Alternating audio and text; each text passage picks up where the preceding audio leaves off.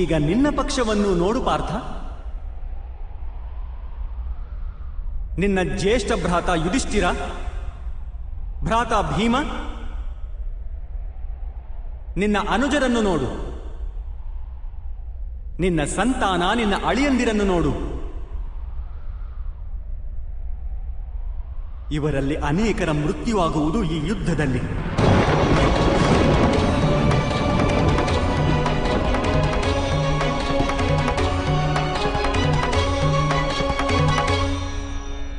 ಇವರೆಲ್ಲರ ಮೃತ್ಯುವಿನ ಸಾಧ್ಯತೆಯಿಂದ ನಿನ್ನ ಹೃದಯ ದುರ್ಬಲವಾಗುವುದಿಲ್ಲವೇ ಪಾರ್ಥ?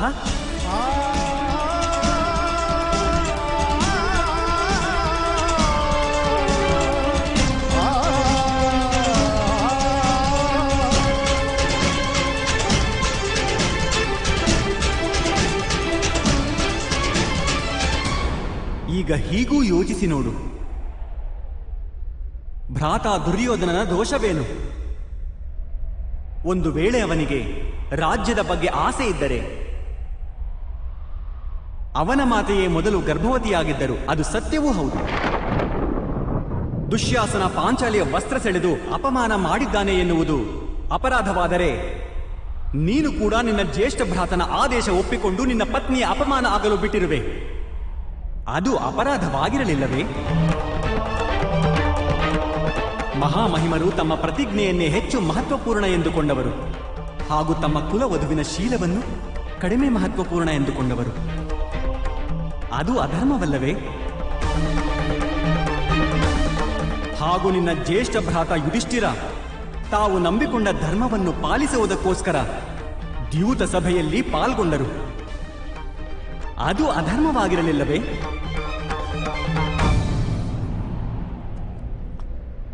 ಹಾಗಾದರೆ ಭ್ರಾತ ದುರ್ಯೋಧನನನ್ನು ಶತ್ರು ಎನ್ನುವುದು ಸೂಕ್ತವೇ?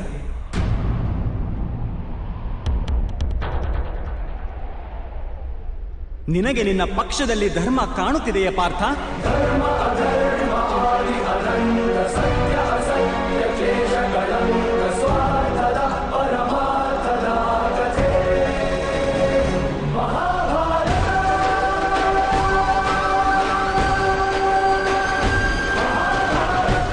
ಸತ್ಯವನ್ನೇ ಹೇಳುತ್ತಿರುವಿರಿ ಮಾಧವ. ನನಗೆ ಎರಡೂ ಪಕ್ಷದಲ್ಲಿ ಧರ್ಮವು ಕಾಣುತ್ತಿರುವುದು, ಹಾಗೂ ಅಧರ್ಮವು.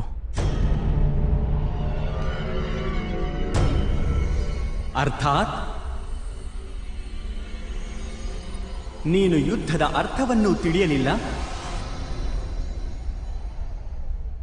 ಹಾಗೂ ಧರ್ಮದ ಸ್ವರೂಪವನ್ನು ತಿಳಿಯಲಿಲ್ಲ ಪಾರ್ಥ.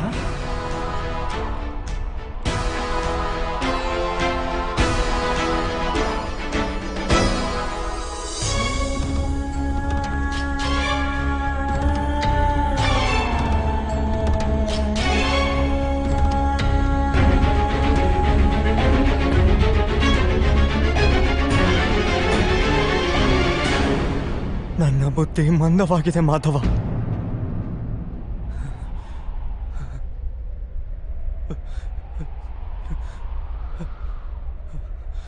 ನನ್ನ ಅಂಗಾಂಗಗಳು ಕಂಪಿಸುತ್ತಿವೆ. ನನ್ನ ಕೈಗಳಲ್ಲಿ ಶಸ್ತ್ರ ಎತ್ತಲು ಶಕ್ತಿಯೇ ಇಲ್ಲ. ನನ್ನ ಗಾಂಡಿವ ಕೈಗಳಿಂದ ಜಾರಿ ಹೋಗುತ್ತಿದೆ ಮಾಧವ.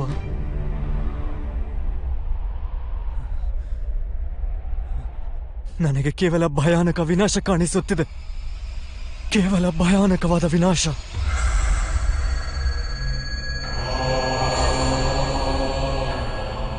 ಏಕೆ? ಯಾವ ಕಾರಣಕ್ಕಾಗಿ ಮಾಧವ? ಯಾವ ಕಾರಣಕ್ಕಾಗಿ? ಅಪಮಾನದ ನೋವೇ?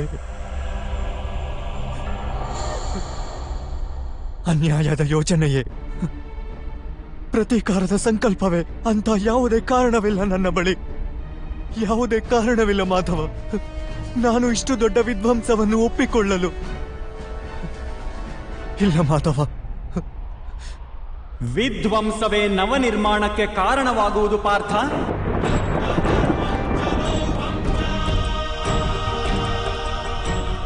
ಮರದ ಒಂದು ಶಾಖೆಯನ್ನು ಕತ್ತರಿಸಿದರೆ ಎರಡು ಶಾಖೆಗಳು ಜನ್ಮ ತಾಳುತ್ತವೆ. ನೀನು ಇಂದಿನ ವಿಧ್ವಂಸದಿಂದ ಏಕೆ ಭಯಭೀತನಾಗಿರುವೆ?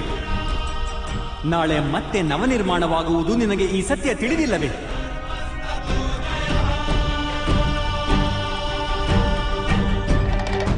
ಕ್ಲೈಬ್ಯಂ ಮಾ ಅಸ್ಮಗಂ ಪಾರ್ಥ ನೈ ತತ್ವಯೂಪಪದ್ಯತೆ. ಈ ದುರ್ಬಲತೆ ನಿನಗೆ ಶೋಭೆ ತರುವುದಿಲ್ಲ. ಯುದ್ಧ ಮಾಡುವುದು ನಿನ್ನ ಕರ್ತವ್ಯ ಪಾರ್ಥ. ಶಸ್ತ್ರ ಎತ್ತಿಕೋ.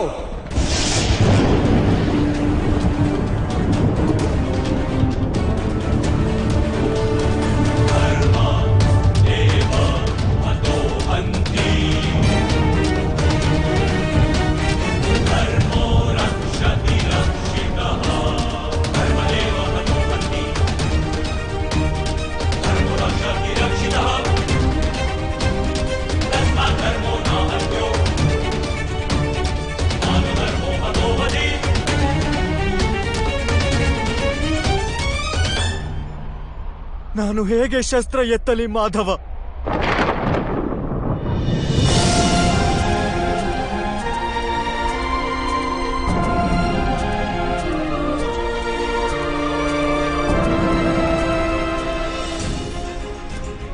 ಯಾರ ಸೇವೆ ಮಾಡುವುದನ್ನು ಜೀವನದ ಸೌಭಾಗ್ಯವೆಂದು ನಂಬಲಾಗಿದೆಯೋ ಅಂತಹ ತಾತಾಶ್ರೀ, ಗುರು ದ್ರೋಣರು, ಮಾಮಾಶ್ರೀ ಹಾಗೂ ಜ್ಯೇಷ್ಠ ಭ್ರಾತರ ಮುಂದೆ ಶಸ್ತ್ರ ಎತ್ತುವ ಧೈರ್ಯವಿಲ್ಲ ನನ್ನೊಳಗೆ ಮಾಧವ.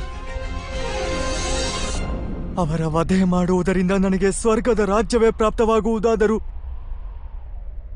ಅದು ವ್ಯರ್ಥವೇ ಮಾಧವ, ವ್ಯರ್ಥವೇ.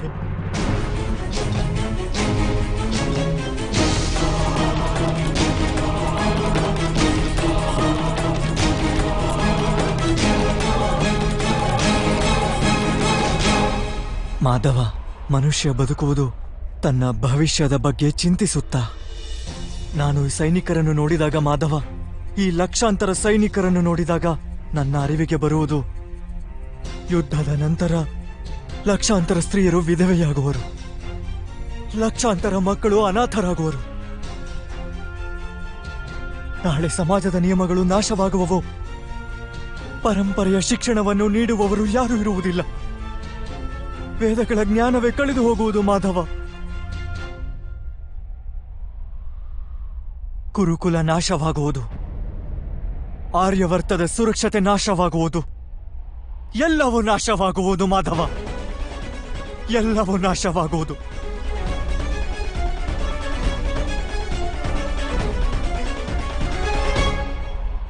ಬುದ್ಧಿವಂತ ವ್ಯಕ್ತಿಯ ಹಾಗೆ ತರ್ಕ ಮಾಡುತ್ತಿರುವೆ ನೀನು.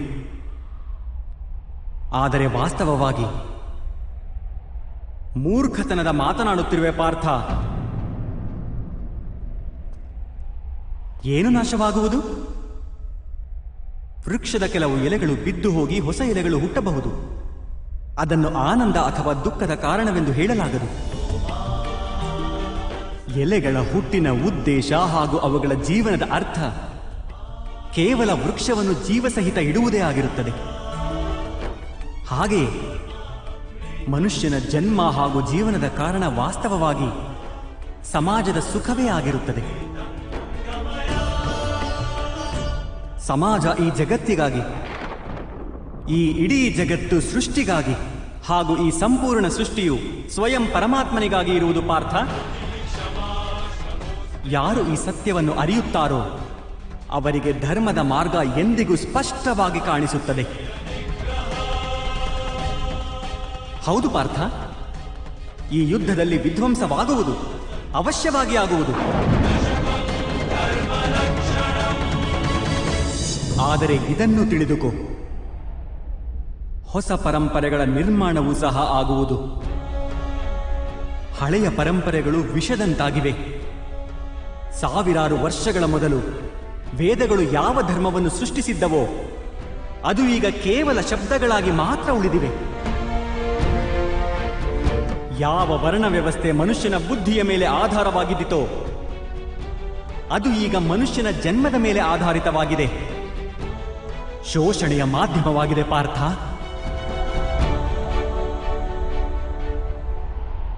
ಹಳೆಯ ವ್ಯವಸ್ಥೆಗಳು ನಾಶವಾಗುವವು, ಹೊಸ ವ್ಯವಸ್ಥೆಗಳು ಹುಟ್ಟುವವು. ಹಳೆಯ ಧರ್ಮ ಹೊಸ ಸ್ವರೂಪವನ್ನು ಪಡೆದು ಪ್ರಕಟವಾಗುವುದು. ಯಾವ ರೀತಿ ವರ್ಷಾ ಋತುವಿಗೂ ಮೊದಲು ಮೋಡಗಳಿಂದ ಕೂಡಿದ ಆಕಾಶವೂ ಕೂಡ ಕೊಳೆಯಾಗಿ ಕಾಣುವುದೋ, ಹಾಗೂ ಧೂಳಿನಿಂದ ಕೂಡಿದ ಮಣ್ಣು ಕೂಡ ಕೊಳೆಯಾಗಿ ಕಾಣುವುದೋ, ಅಂತಹುದೇ ಸ್ಥಿತಿ ಇದೆ ಎಂದು. ಆದರೆ ಮಳೆಯ ನಂತರ ಆಕಾಶ ಹಾಗೂ ಪೃಥ್ವಿ ತೊಳೆದು ಸ್ವಚ್ಛವಾಗುತ್ತವೆ. ಹಾಗೆಯೇ ಈ ಯುದ್ಧದ ನಂತರ ಸಮಾಜ ಹಾಗೂ ಜಗತ್ತು ತೊಳೆದು ಸ್ವಚ್ಛವಾಗುವುದು ಪಾರ್ಥ.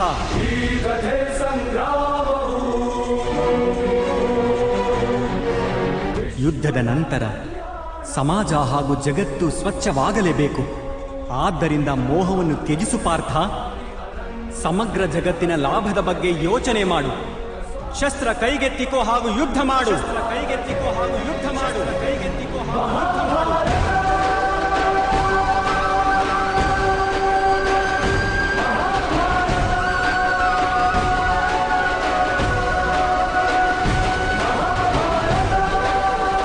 ನಾನು ನಿಮ್ಮ ಮಾತನ್ನು ಕೇಳುತ್ತಿರುವೆ ಮಾಧವ, ಆದರೆ ಅವುಗಳ ಅರ್ಥ ನನ್ನ ಹೃದಯವನ್ನು ತಲುಪುತ್ತಿಲ್ಲ. ನನ್ನ ಮನಸ್ಸು ಮೋಹದಿಂದ ತುಂಬಿಕೊಂಡಿದೆ. ಹೇಗೆ ನಾನು ಧರ್ಮದ ದರ್ಶನ ಮಾಡಲಿ? ನಾನು ಮನಸ್ಸು ನನ್ನವರಿಂದ ತುಂಬಿಕೊಂಡಿದೆ. ಯಾವ ರೀತಿಯಲ್ಲಿ ಜಗತ್ತಿನ ಬಗ್ಗೆ ಯೋಚನೆ ಮಾಡಲಿ ನಾನು? ಮಾಧವ, ನೀವು ಹೇಳಿದ್ದೀರಿ, ನೀವು ನನ್ನ ರಥವನ್ನು ಸೂಕ್ತ ದಿಕ್ಕಿನಲ್ಲಿ ಕರೆದೊಯ್ಯುವೆ ಎಂದು.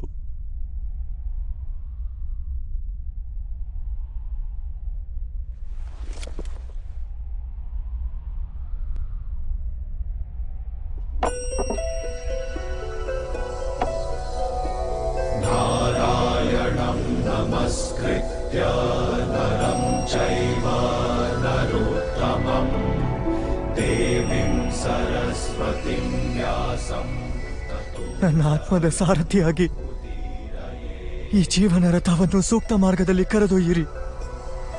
ನಾರಾಯಣಂ ನಮಸ್ಕೃತ್ಯ ನರಂ ಚೈವ ನರೋತ್ತಮಂ ದೇವಿಂ ಸರಸ್ವತಿಂ ವ್ಯಾಸಂ ತತೋ ಜಯಂ ಉದೀರಯೇ.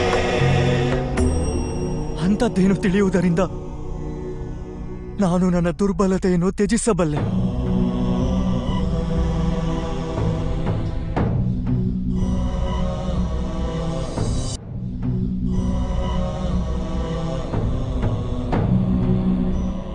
ಎದ್ದೇಳು ಪಾರ್ಥ.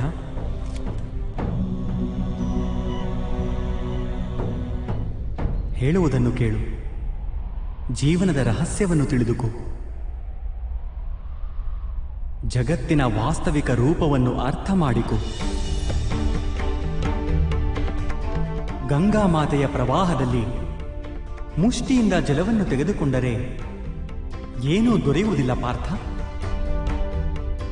ಆದರೆ ಕೈಗಳನ್ನು ಜೋಡಿಸುವ ಮೂಲಕ ಗಂಗಾ ಪ್ರವಾಹದಿಂದ ತೆಗೆದುಕೊಳ್ಳುವ ಪ್ರಯತ್ನ ಮಾಡಿದರೆ ಅದು ಮುಖದವರೆಗೂ ತಲುಪಬಹುದು.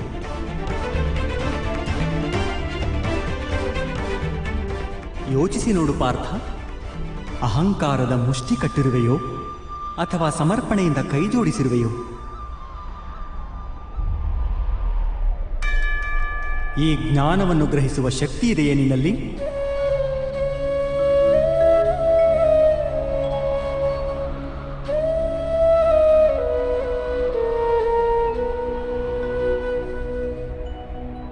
ಈ ಜಗತ್ತು ಎಂದರೇನು ಪಾರ್ಥ?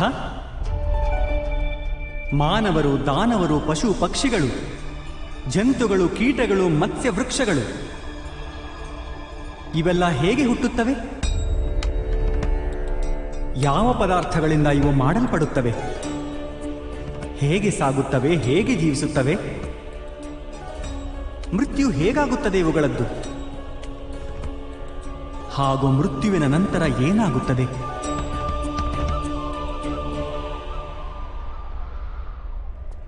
ಈ ರಹಸ್ಯದ ಬಗ್ಗೆ ಯೋಚನೆ ಮಾಡು. ಮನುಷ್ಯನ ದೇಹ ಮಣ್ಣಿಂದ ಮಾಡಲ್ಪಟ್ಟಿದೆ ಮಾಧವ. ಜಲ ಅದರಲ್ಲಿ ರಕ್ತ ಹಾಗೂ ಇತ್ಯಾದಿ ರೂಪದಲ್ಲಿ ಹರಿಯುತ್ತದೆ. ಅಗ್ನಿಯು ದೇಹಕ್ಕೆ ತಾಪಮಾನ ನೀಡುತ್ತದೆ ಹಾಗೂ ದೇಹದ ಬರಿದಾದ ಪ್ರದೇಶದಲ್ಲಿ ಆಕಾಶ ಪ್ರಕಟವಾಗುತ್ತದೆ. ಅರ್ಥಾತ್ ಪೃಥ್ವಿ, ವಾಯು, ಜಲ, ಅಗ್ನಿ ಹಾಗೂ ಆಕಾಶ ಈ ಪಂಚಭೂತಗಳಿಂದಲೇ ಶರೀರದ ನಿರ್ಮಾಣವಾಗಿರುವುದು. ಅರ್ಥಾತ್ ಮಹಾಮಹಿಮರು ಗುರು ದ್ರೋಣರು ಪೃಥ್ವಿ, ಜಲ, ವಾಯು, ಅಗ್ನಿ ಹಾಗೂ ಆಕಾಶಗಳಿಗಿಂತ ಹೆಚ್ಚು ಬೇರೇನೂ ಇಲ್ಲ. ಧರ್ಮಜ್ಞಾನಿಗಳು ಪಂಚಮಹಾಭೂತಗಳಿಂದಲೇ ಆಗಿದ್ದಾರೆ ಹಾಗೂ ಅಧರ್ಮಿಗಳೂ ಕೂಡ. ಹಾಗಾದರೆ ಮೋಹ ಯಾವುದಕ್ಕೋಸ್ಕರ ಪಾರ್ಥ? ಮಣ್ಣಿಗಾಗಿಯೇ? ಆದರೆ ಮಾಧವ, ಈ ಮಣ್ಣಿನ ದೇಹದಿಂದಲೇ ಮನುಷ್ಯರು ಒಬ್ಬರನ್ನೊಬ್ಬರು ಗುರುತಿಸುವುದು. ಎಲ್ಲ ಸಂಬಂಧಗಳು ಈ ಮಣ್ಣಿನ ದೇಹದ ಜೊತೆಗೇ ಇರುತ್ತವೆ. ಇಲ್ಲ ಪಾರ್ಥ, ಒಂದು ವೇಳೆ ಅದೇ ಸತ್ಯವಾಗಿದ್ದರೆ ಮೃತ್ಯುವಿನ ನಂತರ ದೇಹವನ್ನು ನಾಶವೇಕೆ ಮಾಡಲಾಗುತ್ತದೆ? ವಾಸ್ತವವಾಗಿ ಮನುಷ್ಯನ ಪರಿಚಯವು ಅವನ ದೇಹದಿಂದಾಗುವುದಿಲ್ಲ, ಅಥವಾ ಸಂಬಂಧಗಳ ಆಧಾರವು ಅವನ ದೇಹದಿಂದಾಗುವುದಿಲ್ಲ. ಮನುಷ್ಯನ ಸ್ವಭಾವ, ಅವನ ವರ್ತನೆ ಹಾಗೂ ಕಾರ್ಯಗಳಿಂದ ಅವನ ಪರಿಚಯವಾಗುತ್ತದೆ. ಈ ಸ್ವಭಾವ, ವರ್ತನೆ ಹಾಗೂ ಕಾರ್ಯಗಳು ಹೇಗೆ ಆಗುತ್ತವೆ? ಅದನ್ನು ಅರ್ಥ ಮಾಡಿಕೋ ಪಾರ್ಥ. ಈ ಸ್ವಭಾವ, ವರ್ತನೆ ಹಾಗೂ ಕಾರ್ಯಗಳು ಹೇಗೆ ಆಗುತ್ತವೆ? ಅದನ್ನು ಅರ್ಥ ಮಾಡಿಕೋ ಪಾರ್ಥ. ಮನುಷ್ಯನ ಜೀವನ ಕೇವಲ 20 ಗೋಚರ ಹಾಗೂ ಅಗೋಚರ ಪದಾರ್ಥಗಳ ಸಂಯೋಜನೆಯಿಂದಾಗಿದೆ. ಆದರೂ ಕೂಡ ಪ್ರತಿಯೊಬ್ಬ ಮನುಷ್ಯನ ಸ್ವಭಾವ ಹಾಗೂ ಕಾರ್ಯಗಳು ಭಿನ್ನ ಭಿನ್ನವಾಗಿಯೇ ಕಾಣುತ್ತವೆ. ಅದಕ್ಕೆ ಕಾರಣವೇನೆಂದರೆ ಈ ಸೃಷ್ಟಿಯ 3 ಗುಣಗಳು ತಮಸ್ಸು, ರಜಸ್ಸು ಹಾಗೂ ಸತ್ವ. ಈ 3 ಗುಣಗಳ ಅರ್ಥವೇನು ಮಾಧವ? ತಮಸ್ಸಿನ ಅರ್ಥ ಅಂಧಕಾರವಾಗಿದೆ. ಒಳ್ಳೆಯದು ಕೆಟ್ಟದ್ದು ಎನ್ನುವುದನ್ನು ಯೋಚಿಸದೆ ಜೀವನ ವ್ಯಯಿಸುವುದನ್ನು ತಾಮಸಿಕ ವ್ಯವಹಾರ ಎನ್ನಲಾಗುತ್ತದೆ. ಹೇಗೆ ಪಶುಪಕ್ಷಿಗಳು ಜೀವಿಸುವವೋ ಅದು ತಮ್ಮ ಶಾರೀರಿಕ ಇಚ್ಛೆಗಳನ್ನು ಪೂರ್ಣಗೊಳಿಸಲು ಮಾತ್ರ. ಸತ್ವದ ಅರ್ಥ ಜ್ಞಾನದ ಬೆಳಕು. ಯಾವಾಗ ವ್ಯಕ್ತಿಯೊಬ್ಬ ಪ್ರತಿಯೊಂದು ಪರಿಸ್ಥಿತಿಯಲ್ಲೂ ಧರ್ಮ, ಸತ್ಯ ಹಾಗೂ ಪರಂಪರೆಗಳ ಬಗೆಗೆ ಯೋಚಿಸಿ ವ್ಯವಹಾರ ಮಾಡುವನೋ ಅದನ್ನು ಸಾತ್ವಿಕ ಜೀವನ ಎನ್ನಲಾಗುತ್ತದೆ. ಈ ಇಬ್ಬರ ಮಧ್ಯದಲ್ಲಿ ಒಬ್ಬ ವ್ಯಕ್ತಿ ಇರುತ್ತಾನೆ. ಅವನ ಬಳಿ ಜ್ಞಾನವಿರುತ್ತದೆ, ಆದರೆ ಶರೀರ ಹಾಗೂ ಮನಸ್ಸಿನ ಇಚ್ಛೆಗಳ ಅನುಸಾರ ಬಂಧನಕ್ಕೊಳಗಾಗಿರುತ್ತಾನೆ. ಅಂಥ ಮನುಷ್ಯ ರಜಸ್ಸು ಅರ್ಥಾತ್ ಅಹಂಕಾರದ ಮನಸ್ಥಿತಿಯೊಂದಿಗೆ ಜೀವನ ಮಾಡುತ್ತಾನೆ. ತಮಸ್ಸು, ರಜಸ್ಸು ಹಾಗೂ ಸತ್ವಗುಣಗಳ ಹೆಚ್ಚು ಕಡಿಮೆ ಪ್ರಮಾಣದ ಸಂಯೋಜನೆಯಿಂದಲೇ ಮನುಷ್ಯನ ಸ್ವಭಾವ ನಿರ್ಮಾಣವಾಗುತ್ತದೆ.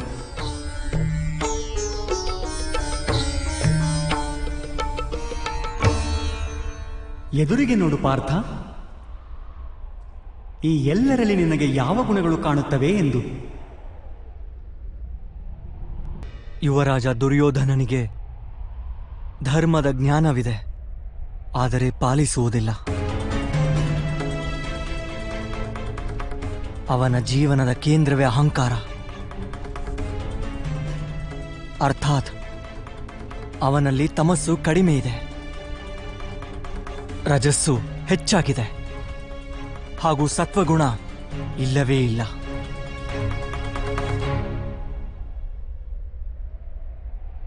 ಹಾಗೂ ಇನ್ನೊಂದು ಕಡೆ ರಾಜಕುಮಾರ ದುಶ್ಯಾಸನ,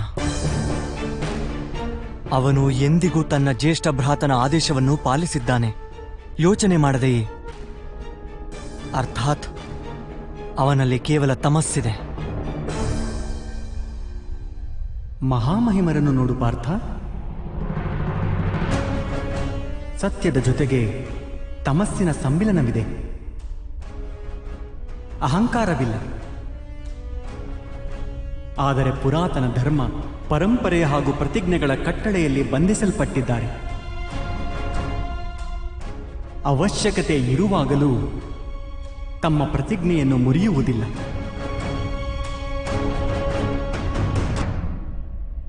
ಗುರು ದ್ರೋಣರನ್ನು ನೋಡು. ಜ್ಞಾನ ಹಾಗೂ ಅಹಂಕಾರ ಎರಡೂ ಇರುವವು. ಜ್ಞಾನ ಮನುಷ್ಯನಿಗೆ ಮುಕ್ತಿ ದೊರಕಿಸಿಕೊಡುತ್ತದೆ. ಆದರೆ ಅವರ ಅಹಂಕಾರ ಅವರನ್ನು ಮುಕ್ತರಾಗಲು ಬಿಡುವುದಿಲ್ಲ.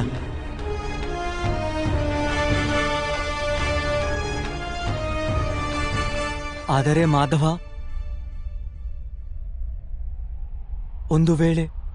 ಒಂದು ವೇಳೆ ಮನುಷ್ಯನ ಸ್ವಭಾವ ಈ 3 ಗುಣಗಳ ಸಮ್ಮಿಳಿತವಾದರೆ ಆಗ ಮನುಷ್ಯನ ವ್ಯವಹಾರ ಮೊದಲೇ ನಿರ್ಧಾರಿತವಾಗಿರುತ್ತದೆ. ಸಿಂಹ ಜಿಂಕೆಯನ್ನು ತಿಂದೇ ತಿನ್ನುತ್ತದೆ, ಹಾಗೂ ಜಿಂಕೆ ಸಿಂಹಕ್ಕೆ ಹೆದರುವುದು ಕೂಡ. ಹಾಗಾದರೆ ಧರ್ಮವನ್ನು ಪ್ರಶಂಸೆ ಮಾಡುವುದೇಕೆ? ಅಪರಾಧಕ್ಕೆ ಶಿಕ್ಷೆ ಏಕೆ? ಅದಕ್ಕೇನು ಅರ್ಥ?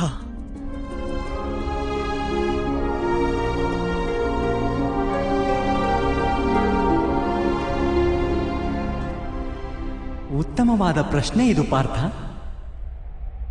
ಆದರೆ ಮೊದಲು ಮನುಷ್ಯ ಎಂದರೇನು ಅದನ್ನು ಅರ್ಥ ಮಾಡಿಕೊ. ಮನುಷ್ಯನೆಂದರೆ ಕೇವಲ ಪಂಚ ಮಹಾಭೂತಗಳಲ್ಲ, ಪಂಚ ಪದಾರ್ಥಗಳಲ್ಲ, ಪಂಚ ಜ್ಞಾನೇಂದ್ರಿಯಗಳು, ಪಂಚ ಕರ್ಮೇಂದ್ರಿಯಗಳು ಹಾಗೂ 3 ಗುಣಗಳು. ಹೀಗೆ 23 ವಸ್ತುಗಳ ಸಮ್ಮಿಳಿತವೂ ಅಲ್ಲ. ಮನುಷ್ಯನಿಗೆ ನಡೆದಾಡುವ, ಓಡಾಡುವ, ಕಾರ್ಯ ಮಾಡುವುದಕ್ಕೆ ಶಕ್ತಿಯ ಅವಶ್ಯಕತೆ ಇರುತ್ತದೆ. ಹಾಗೂ ಶಕ್ತಿಗೆ ಚೈತನ್ಯವೆಂದೂ ಕರೆಯುತ್ತೇವೆ. ಹಾಗಾದರೆ ಮಾಧವ, ಮನುಷ್ಯನೇ ಅದರ ಚೇತನವೇ? ಇಲ್ಲ ಪಾರ್ಥ. ಮನುಷ್ಯನ ಚೈತನ್ಯದೊಂದಿಗೆ 23 ವಸ್ತುಗಳ ಸಮ್ಮಿಳಿತದ ಹೆಸರೇ ಪ್ರಕೃತಿ ಎಂದು. 24 ವಸ್ತುಗಳಿಂದ ತಯಾರಾದ ಮನುಷ್ಯ ಎಂಬ ಹೆಸರಿನ ಯಂತ್ರದಲ್ಲಿ ವಾಸವಿರುವವನೇ ಪುರುಷ, ಅರ್ಥಾತ್ ಪರಮಾತ್ಮನ ಅಂಶ. ಅವನಿಗೆ ಆತ್ಮ ಎನ್ನಲಾಗುತ್ತದೆ. ಯಾವಾಗ ಪ್ರಕೃತಿ ಹಾಗೂ ಪುರುಷನ ಸಮ್ಮಿಲನವಾಗುತ್ತದೆಯೋ, ಅರ್ಥಾತ್ ಯಾವಾಗ ಪರಮಾತ್ಮನ ಅಂಶ ಆತ್ಮರೂಪದಲ್ಲಿ ಮನುಷ್ಯನಲ್ಲಿ ವಾಸ ಮಾಡುತ್ತದೋ, ಆಗ ಮನುಷ್ಯ ಜೀವ ಪಡೆಯುತ್ತಾನೆ. ಈ ಆತ್ಮವೆಂದರೇನು ಮಾಧವ? ಹಾಗೂ ಅದನ್ನು ಅರಿಯುವ ಉಪಾಯವೇನು? ಮನುಷ್ಯ ಹೇಗೆ ರಥವನ್ನು ಉಪಯೋಗಿಸುವನೋ ಹಾಗೆಯೇ ಆತ್ಮವು ಶರೀರ ಎಂಬ ಹೆಸರಿನ ಈ ಯಂತ್ರವನ್ನು ಉಪಯೋಗಿಸುತ್ತದೆ. ಶರೀರದ ಮಾಧ್ಯಮದಿಂದ ಶರೀರದ ಸುಖ ದುಃಖಗಳನ್ನು ಉಪಭೋಗಿಸುತ್ತದೆ. ಆದರೆ ಆತ್ಮವು ಶರೀರವಲ್ಲ ಪಾರ್ಥ. ಶರೀರದ ನಾಶ ಮಾಡಬಹುದು ಅಷ್ಟೇ. ಆದರೆ ಆತ್ಮದ ನಾಶವನ್ನು ಮಾಡಲಾಗುವುದಿಲ್ಲ. ನೈನಂ ಚಿಂದಂತಿ ಶಸ್ತ್ರಾಣಿ ನೈನಂ ದಹತಿ ಪಾವಕ ನ ಚೈನಂ ಕ್ಲೇದಯಂ ತಾಪೋನ ಶೋಷಯತಿ ಮಾರುತಃ. ಆತ್ಮವನ್ನು ಶಸ್ತ್ರದಿಂದ ಛೇದಿಸಲಾಗದು, ಅಗ್ನಿಯಿಂದ ದಹಿಸುವುದಕ್ಕೂ ಆಗದು, ಜಲ ಅದನ್ನು ದುರ್ಬಲ ಮಾಡಲೂ ಆಗದು, ಹಾಗೂ ಗಾಳಿ ಅದನ್ನು ಒಣಗಿಸಲೂ ಆಗದು. ಆತ್ಮವು ಶರೀರದಲ್ಲಿದ್ದರೂ ಸಹ ಅಮರವಾಗಿರುತ್ತದೆ. ನ ಹನ್ಯತೆ ಹನ್ಯಮಾನೆ ಶರೀರೆ. ಪಾರ್ಥ, ಶರೀರದ ಹತ್ಯೆಯನ್ನು ಮಾಡಬಹುದು, ಆದರೆ ಆತ್ಮದ ಹತ್ಯೆಯನ್ನಂತೂ ಮಾಡಲಾಗುವುದಿಲ್ಲ. ಆತ್ಮವು ಸರ್ವವ್ಯಾಪಿಯಾಗಿರುತ್ತದೆ, ಅಚಲವಾಗಿದೆ, ಸ್ಥಿರವಾಗಿದೆ, ಸನಾತನವಾಗಿದೆ. ಹಳೆಯ ವಸ್ತ್ರವನ್ನು ತ್ಯಜಿಸಿ ಹೇಗೆ ಮನುಷ್ಯ ಹೊಸ ವಸ್ತ್ರವನ್ನು ಧರಿಸುವನೋ, ಹಾಗೆಯೇ ಆತ್ಮವು ಹಳೆಯ ಶರೀರವನ್ನು ಬಿಟ್ಟು ಮತ್ತೆ ಮತ್ತೆ ಹೊಸ ಶರೀರವನ್ನು ಧರಿಸುತ್ತದೆ. ಆದರೆ ಮಾಧವ, ನಾನು ಜಗದ ಅನುಭವವನ್ನು ನನ್ನ ಶರೀರದ ಮಾಧ್ಯಮದಿಂದಲೇ ಪಡೆಯುತ್ತೇನೆ. ನನ್ನನ್ನು ದೇಹವಲ್ಲವೆಂದುಕೊಂಡರೆ ನಾನು ಆತ್ಮವನ್ನು ಹೇಗೆ ಅರಿಯಬಲ್ಲೆ? ನಮ್ಮನ್ನು ಆತ್ಮದ ರೂಪದಲ್ಲಿ ಅರಿಯುವುದು ಅಸಂಭವವೇನೂ ಅಲ್ಲ ಪಾರ್ಥ. ಅಂಧರೂ ಜೀವಿಸುತ್ತಾರೆ, ಕಿವುಡರೂ ಜೀವಿಸುತ್ತಾರೆ, ಯಾರ ಬಳಿ ಕೈಕಾಲುಗಳಿರುವುದಿಲ್ಲವೋ ಅವರೂ ಜೀವಿಸುತ್ತಾರೆ. ಇದು ಸ್ಪಷ್ಟ. ಶರೀರವೆಂದರೆ ಮನುಷ್ಯನಲ್ಲ. ಯಾರ ಚೇತನ ಹೊರಟು ಹೋಗುವುದೋ, ಯಾರಿಗೆ ಮೂರ್ಛೆ ಹೋಗುವುದೋ ಅವರೂ ಜೀವಿಸುತ್ತಾರೆ. ಆದ್ದರಿಂದ ಇದು ಸ್ಪಷ್ಟ. ಮನುಷ್ಯನ ಚೇತನ ತತ್ವ ಅದೂ ಶರೀರವಲ್ಲ. ಇದೇ ರೀತಿ ಯಾವ ವ್ಯಕ್ತಿ ತನ್ನ ಅಂತರಾಳದಲ್ಲಿ ಹುಡುಕುವನೋ, ನಾನು ಇಂದ್ರಿಯಗಳಲ್ಲ, ಶರೀರವಲ್ಲ, ಭಾವನೆಗಳಲ್ಲ, ಕಲ್ಪನೆಯಲ್ಲ, ಜ್ಞಾನವು ನಾನಲ್ಲ ಎಂದು ಯಾರಿದನ್ನು ಅರ್ಥ ಮಾಡಿಕೊಳ್ಳುತ್ತಾರೋ ಅವರು ಅಂತ್ಯದಲ್ಲಿ ಸ್ವಯಂ ತಮ್ಮನ್ನು ಆತ್ಮದ ರೂಪದಲ್ಲಿ ಅರ್ಥ ಮಾಡಿಕೊಳ್ಳುತ್ತಾರೆ. ಈ ಆತ್ಮದ ಕಾರ್ಯವೇನು ಮಾಧವ?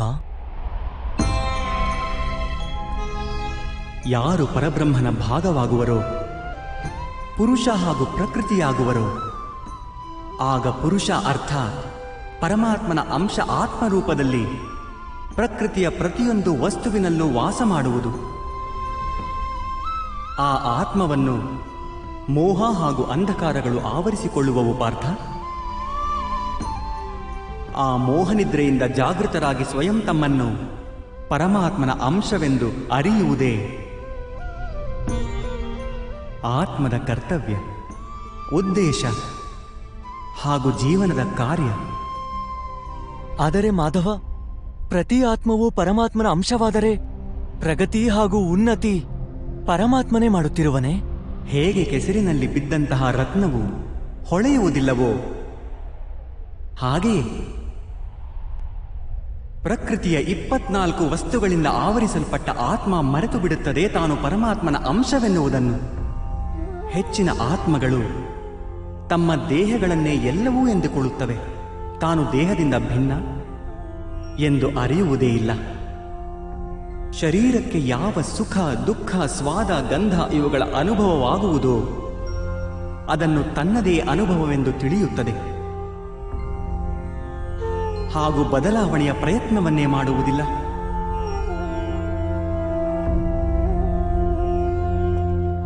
ಯಾವ ಆತ್ಮಗಳು ಬದಲಾವಣೆಯ ಪ್ರಯತ್ನವನ್ನೇ ಮಾಡುವುದಿಲ್ಲವೋ ಅವು ನಿರಂತರವಾಗಿ ಅಧರ್ಮ ಮಾಡುತ್ತಿರುತ್ತವೆ.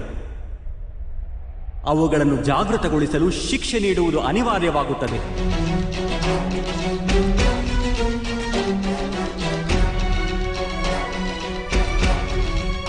ನೀನು ಇದನ್ನು ಅರ್ಥ ಮಾಡಿಕೋ ಪಾರ್ಥ. ನೀನು ಶರೀರವಲ್ಲ, ಕೇವಲ ಒಂದು ಆತ್ಮವೆಂದು ಈ ರಣಭೂಮಿಯಲ್ಲಿ ಕಾಣುವ ಪ್ರತಿಯೊಬ್ಬ ಯೋಧನು ಅವನೆಲ್ಲ ನೀನು ಯಾರೆಂದು ತಿಳಿದಿರುವೆಯೋ. ಕೆಲ ಸಮಯದವರೆಗೆ ಇವರೆಲ್ಲರೂ ಈ ಶರೀರಗಳಲ್ಲಿ ವಾಸ ಮಾಡುತ್ತಿರುವರು. ಇವರ ಶರೀರ ಸಾಯುತ್ತದೆ, ಆದರೆ ಇವರೆಲ್ಲರೂ ಅಮರರೇ. ಅವರು ಮತ್ತೆ ಹೊಸ ಶರೀರವನ್ನು ಧರಿಸುವರು. ಎಲ್ಲಿಯವರೆಗೂ ಸ್ವಯಂ ತಮ್ಮನ್ನು ಶುದ್ಧಾತ್ಮದ ರೂಪದಲ್ಲಿ ಅರಿಯುವುದಿಲ್ಲವೋ, ಎಲ್ಲಿಯವರೆಗೂ ಅಧರ್ಮವನ್ನು ತ್ಯಜಿಸಿ ಧರ್ಮದಲ್ಲಿ ದೃಢವಾಗುವುದಿಲ್ಲವೋ, ಅಲ್ಲಿಯವರೆಗೂ ಇವರು ಜನ್ಮ ಪಡೆಯುತ್ತಾ ಹಾಗೂ ಸಾಯುತ್ತಲೇ ಇರುವರು. ಇದೇ ಬ್ರಹ್ಮವಿದ್ಯೆಯ ಮೊದಲ ಪಾಠವಾಗಿದೆ ಪಾರ್ಥ. ಯಾರು ಹುಟ್ಟುವರೋ ಅವರು ಅವಶ್ಯವಾಗಿ ಸಾಯುತ್ತಾರೆ, ಹಾಗೂ ಯಾರು ಸಾಯುವರೋ ಅವರು ಅವಶ್ಯವಾಗಿ ಮತ್ತೆ ಹುಟ್ಟಿ ಬರುತ್ತಾರೆ. ಈ ಮಹಾಜ್ಞಾನವನ್ನು ಸಂಖ್ಯಾಯೋಗ ಎನ್ನುತ್ತಾರೆ.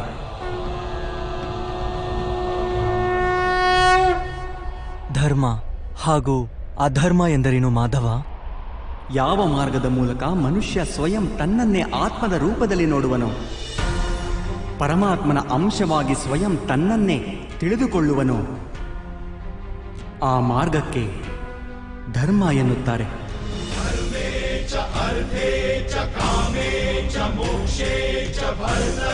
ಯಾವಾಗ ಮನುಷ್ಯ ಸ್ವಯಂ ತನ್ನನ್ನೇ ಪರಮಾತ್ಮನ ಅಂಶವಾಗಿ ಅರಿತುಕೊಳ್ಳುವನೋ ಆಗ ಅವನಿಗೆ ಅನುಭೂತಿಯಾಗುತ್ತದೆ, ಈ ಸೃಷ್ಟಿಯೇ ಪರಮಾತ್ಮ ಹಾಗೂ ಆ ಪರಮಾತ್ಮನೇ ಸೃಷ್ಟಿ ಎನ್ನುವುದು. ಸೃಷ್ಟಿ ಹಾಗೂ ಪರಮಾತ್ಮನಲ್ಲಿ ಯಾವುದೇ ಭೇದವಿಲ್ಲ.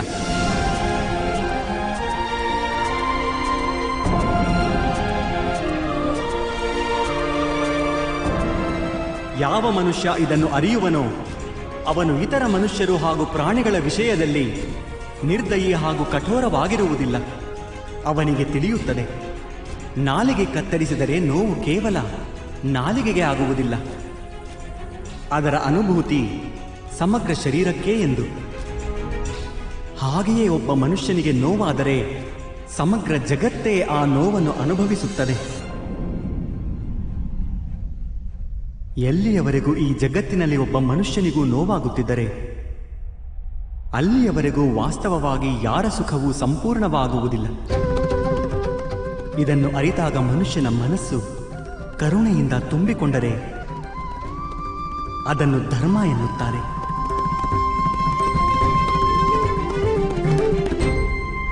ಒಬ್ಬರ ಮೇಲೆ ತಮಸ್ಸಿನ ಗುಣದ ನೆರಳಿದ್ದಾಗ ಆಗ ಅವನು ಬೇರೆಯವರ ವಿಷಯದಲ್ಲಿ ಕಠೋರ, ನಿರ್ದಯಿ ಹಾಗೂ ಸ್ವಾರ್ಥಿಯಾಗುತ್ತಾನೆ.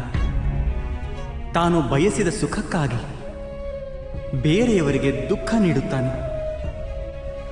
ಪರಮಾತ್ಮನೆಡೆಗೆ ಹೋಗಲಾಗುವುದಿಲ್ಲ ಅವನು. ಅರ್ಥಾತ್ ಅಧರ್ಮ ಪರಮಾತ್ಮನಿಂದ ದೂರ ಕರೆದೊಯ್ಯುವ ಮಾರ್ಗದ ಹೆಸರಾಗಿದೆ. ಅರ್ಥಾತ್ ಅಧರ್ಮವೆಂದರೆ ಅಜ್ಞಾನದ ಇನ್ನೊಂದು ಹೆಸರೆಂದಾಯಿತು. ಹಾಗಾದರೆ ಅಜ್ಞಾನಿಗಾಗಿ ದಯೆ ಇರಬೇಕಾಗಿರುವುದು ಅವಶ್ಯವಲ್ಲವೇ? ಶಿಕ್ಷೆಗೆ ಏನು ಅರ್ಥ?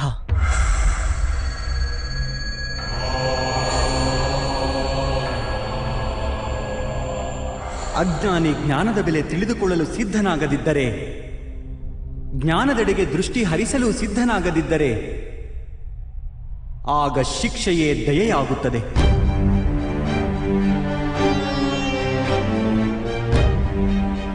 ಅವರಿಗಾಗಿಯೂ ಹಾಗೂ ಬೇರೆಯವರಿಗಾಗಿಯೂ. ಸೃಷ್ಟಿಯ ನಡೆ ಎಂದಿಗೂ ಪರಮಾತ್ಮನೆಡೆಗೇ ಇರಬೇಕು, ಅದು ಅನಿವಾರ್ಯ. ಆದರೆ ಆಗಾಗ ಎಂಥ ಸ್ಥಿತಿ ಉದ್ಭವವಾಗುತ್ತದೆ ಎಂದರೆ ಅಜ್ಞಾನ, ಮೋಹ ಹಾಗೂ ಅಧರ್ಮ ಹೆಚ್ಚಾಗುತ್ತವೆ. ಜಗತ್ತಿನಿಂದ ಧರ್ಮ ಲುಪ್ತವಾಗುವ ಭಯ ಉದ್ಭವವಾಗುತ್ತದೆ. ಜಗತ್ತಿನಿಂದ ಯಾವಾಗ ಧರ್ಮ ಲುಪ್ತವಾಗುವುದೋ ಕರುಣೆಯು ನಾಶವಾಗುತ್ತದೆ ಹಾಗೂ ಸತ್ಯವೂ ನಾಶವಾಗುತ್ತದೆ.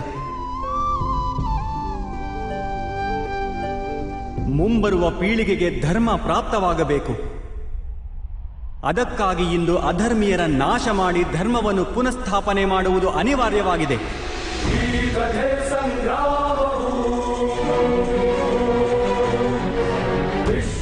ಇಂದು ಅಂಥದೇ ಸ್ಥಿತಿ ಬಂದಿದೆ ಪಾರ್ಥ. ಹಾಗೂ ಧರ್ಮ ಸ್ಥಾಪನೆಯ ಕರ್ತವ್ಯ ನಿನ್ನದು.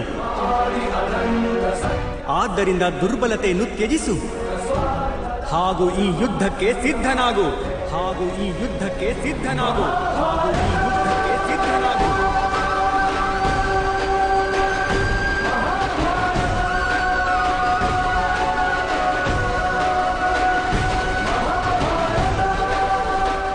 ಆದರೆ ನನ್ನ ಕೈಗಳಿಂದ ಹತ್ಯೆಗಳಾಗುವವು ಮಾಧವ.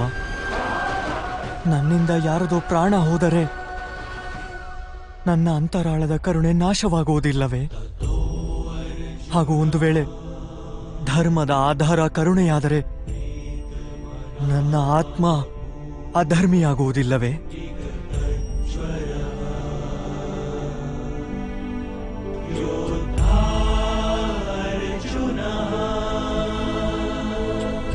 ಕರ್ಮದ ಬಂಧನ ಅವಶ್ಯವಾಗಿ ನಿರ್ಮಾಣವಾಗುತ್ತದೆ, ಆದರೆ ಕಾರ್ಯದ ಬಂಧನ ನಿರ್ಮಾಣವಾಗದು ಪಾರ್ಥ.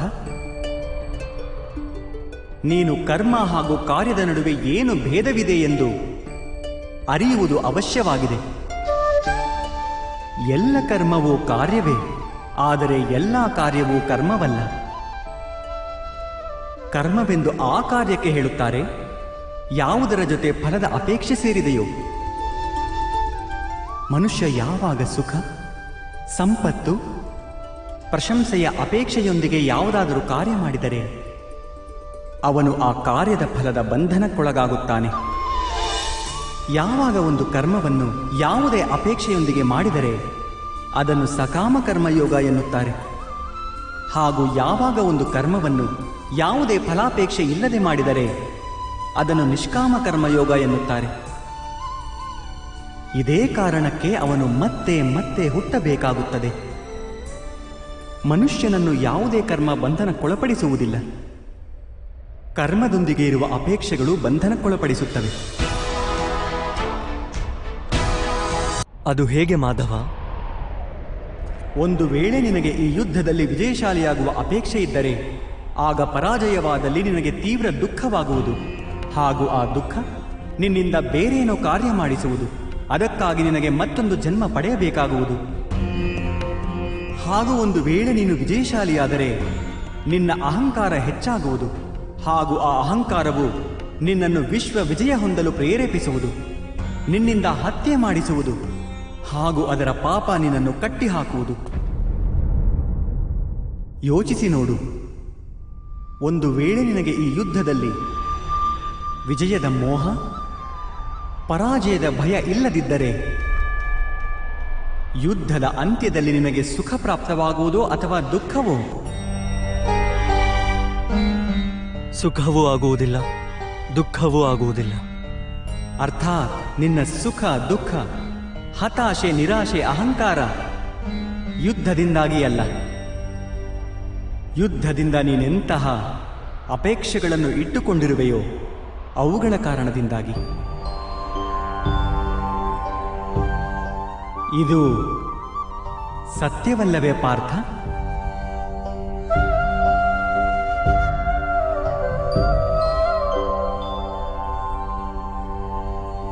ಸುಖ ದುಃಖೇ ಸಮೇ ಕೃತ್ವಾ ಲಾಭಾಲಾಭೌ ಜಯಾಜಯೌ ತತೋ ಯುದ್ಧಾಯ ಯುಜ್ಯಸ್ವ ನೇವಂ ಪಾಪ ಮವಾಪ್ಸ್ಯಸಿ.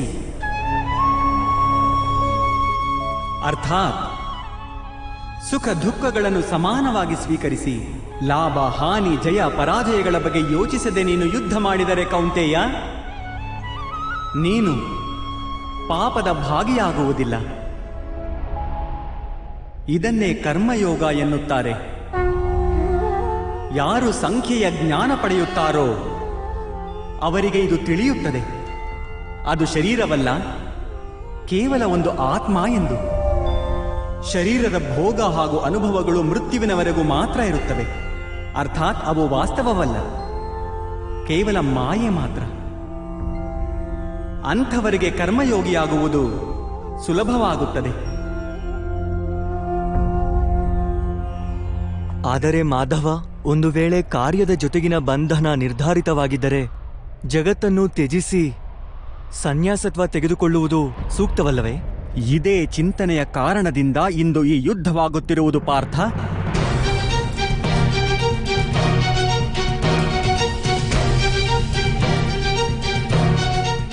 ಯೋಚಿಸಿ ನೋಡು, ಯಾವಾಗ ಸತ್ವಗುಣದಿಂದ ತುಂಬಿದ ಧರ್ಮವನ್ನು ಅರಿತವರು ಕರ್ಮವನ್ನು ತ್ಯಜಿಸುವರೋ,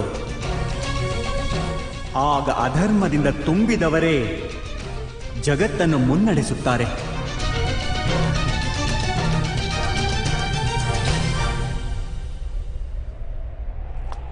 ಒಂದು ವೇಳೆ ಮಹಾಮಹಿಮರು ಲೌಕಿಕವನ್ನು ತ್ಯಜಿಸದೇ ಇದ್ದಿದ್ದರೆ ಇಂದು ಅಧರ್ಮ ಇಷ್ಟು ಬೆಳೆಯುತ್ತಲೇ ಇರಲಿಲ್ಲ.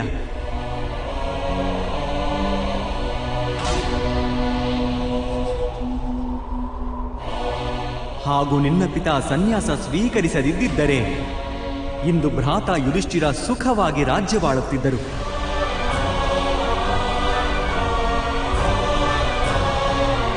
ಹಾಗೂ ತಮ್ಮ ಪ್ರಜೆಗಳಿಗೆ ನ್ಯಾಯ ಹಾಗೂ ಧರ್ಮದ ಜ್ಞಾನ ನೀಡುತ್ತಿದ್ದರು. ಆದರೆ ದುಃಖದ ವಿಷಯವೇನೆಂದರೆ ಪಾರ್ಥ, ಸತ್ವಗುಣದಿಂದ ತುಂಬಿದ ಮನುಷ್ಯರೇ ಜಗತ್ತಿಗೆ ಲಾಭ ಮಾಡಿಕೊಡಬಲ್ಲರು. ಅಂಥವರೇ ಸನ್ಯಾಸದ ಬಗ್ಗೆ ಯೋಚನೆ ಮಾಡುತ್ತಾರೆ. ಹೇಗೆ ಜಲ ಆವಿಯಾಗಿ ಹಾರಿ ಹೋಗುತ್ತದೆಯೋ ಹಾಗೂ ತ್ಯಾಜ್ಯ ಅಲ್ಲೇ ಬಿದ್ದಿರುತ್ತದೆಯೋ ಹಾಗೆಯೇ ಸತ್ವಗುಣದಿಂದ ತುಂಬಿದ ಸಜ್ಜನರು ಜಗತ್ತನ್ನು ತ್ಯಜಿಸಿ ಬಿಡುತ್ತಾರೆ. ಹಾಗೂ ತಮಸ್ಸಿನಿಂದ ಕೂಡಿದ ಅಧರ್ಮಿಗಳು ಜಗತ್ತಿನಲ್ಲಿ ಕಾರ್ಯ ಮಾಡುತ್ತಾರೆ. ಇದೇ ಕಾರಣದಿಂದ ಜಗತ್ತಿನಲ್ಲಿ ಪಾಪ ಹಾಗೂ ಅಧರ್ಮ ಹೆಚ್ಚಾಗುತ್ತದೆ.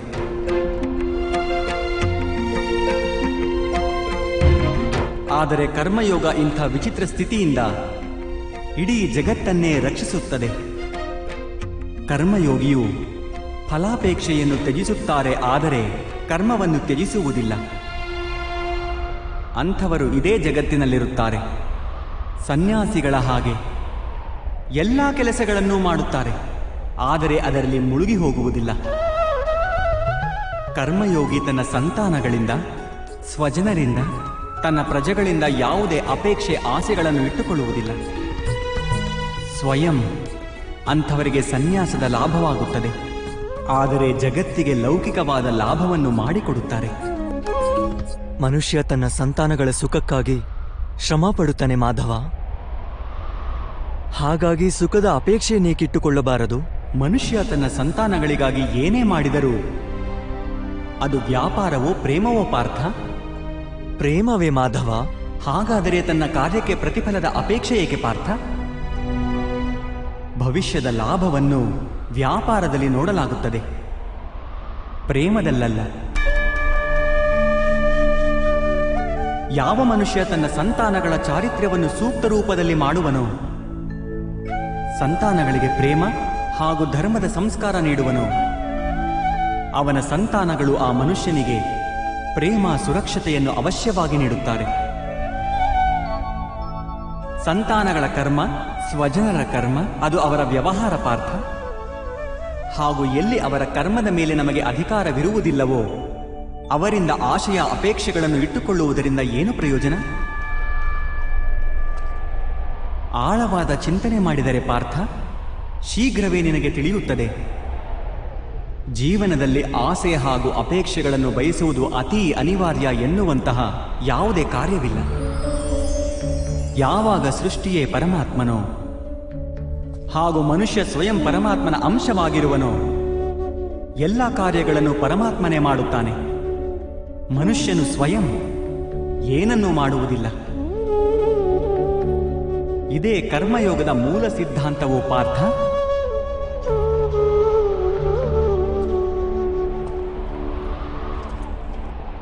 ನೀನು ಕರ್ಮಯೋಗಿಯಾಗಿ ಈ ಯುದ್ಧ ಮಾಡುವುದು ಅವಶ್ಯ ಪಾರ್ಥ. ತ್ರೈಗುಣ್ಯ ವಿಷಯ ವೇದ ನಿಸ್ತ್ರೈಗುಣ್ಯೋ ಭವ ಅರ್ಜುನ.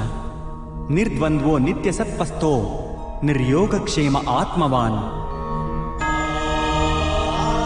ಮೂರು ಗುಣಗಳನ್ನು ತ್ಯಾಗ ಮಾಡಿ ನಿರ್ಗುಣನಾಗು ಪಾರ್ಥ. ಈ ದ್ವಂದ್ವದಿಂದ ಮುಕ್ತನಾಗು. ಎಂದಿಗೂ ಸತ್ವ ಅರ್ಥಾತ್ ಪರಮಾತ್ಮನಲ್ಲಿ ಬುದ್ಧಿವಂತಿಕೆಯಿಂದ ಕರ್ತವ್ಯವನ್ನು ಪಾಲನೆ ಮಾಡುತ್ತಿರು. ಏನಾದರೂ ಪ್ರಾಪ್ತಿ ಹೊಂದುವ ಇಚ್ಛೆಯನ್ನು ಹಾಗೂ ಪ್ರಾಪ್ತಿ ಹೊಂದಿದ್ದನ್ನು ರಕ್ಷಿಸುವಂತಹ ಚಿಂತನೆಯನ್ನು ತ್ಯಜಿಸಿಬಿಡು ಪಾರ್ಥ. ಹಾಗೂ ನಿನ್ನ ಆತ್ಮವನ್ನು ಸ್ವತಂತ್ರಗೊಳಿಸು.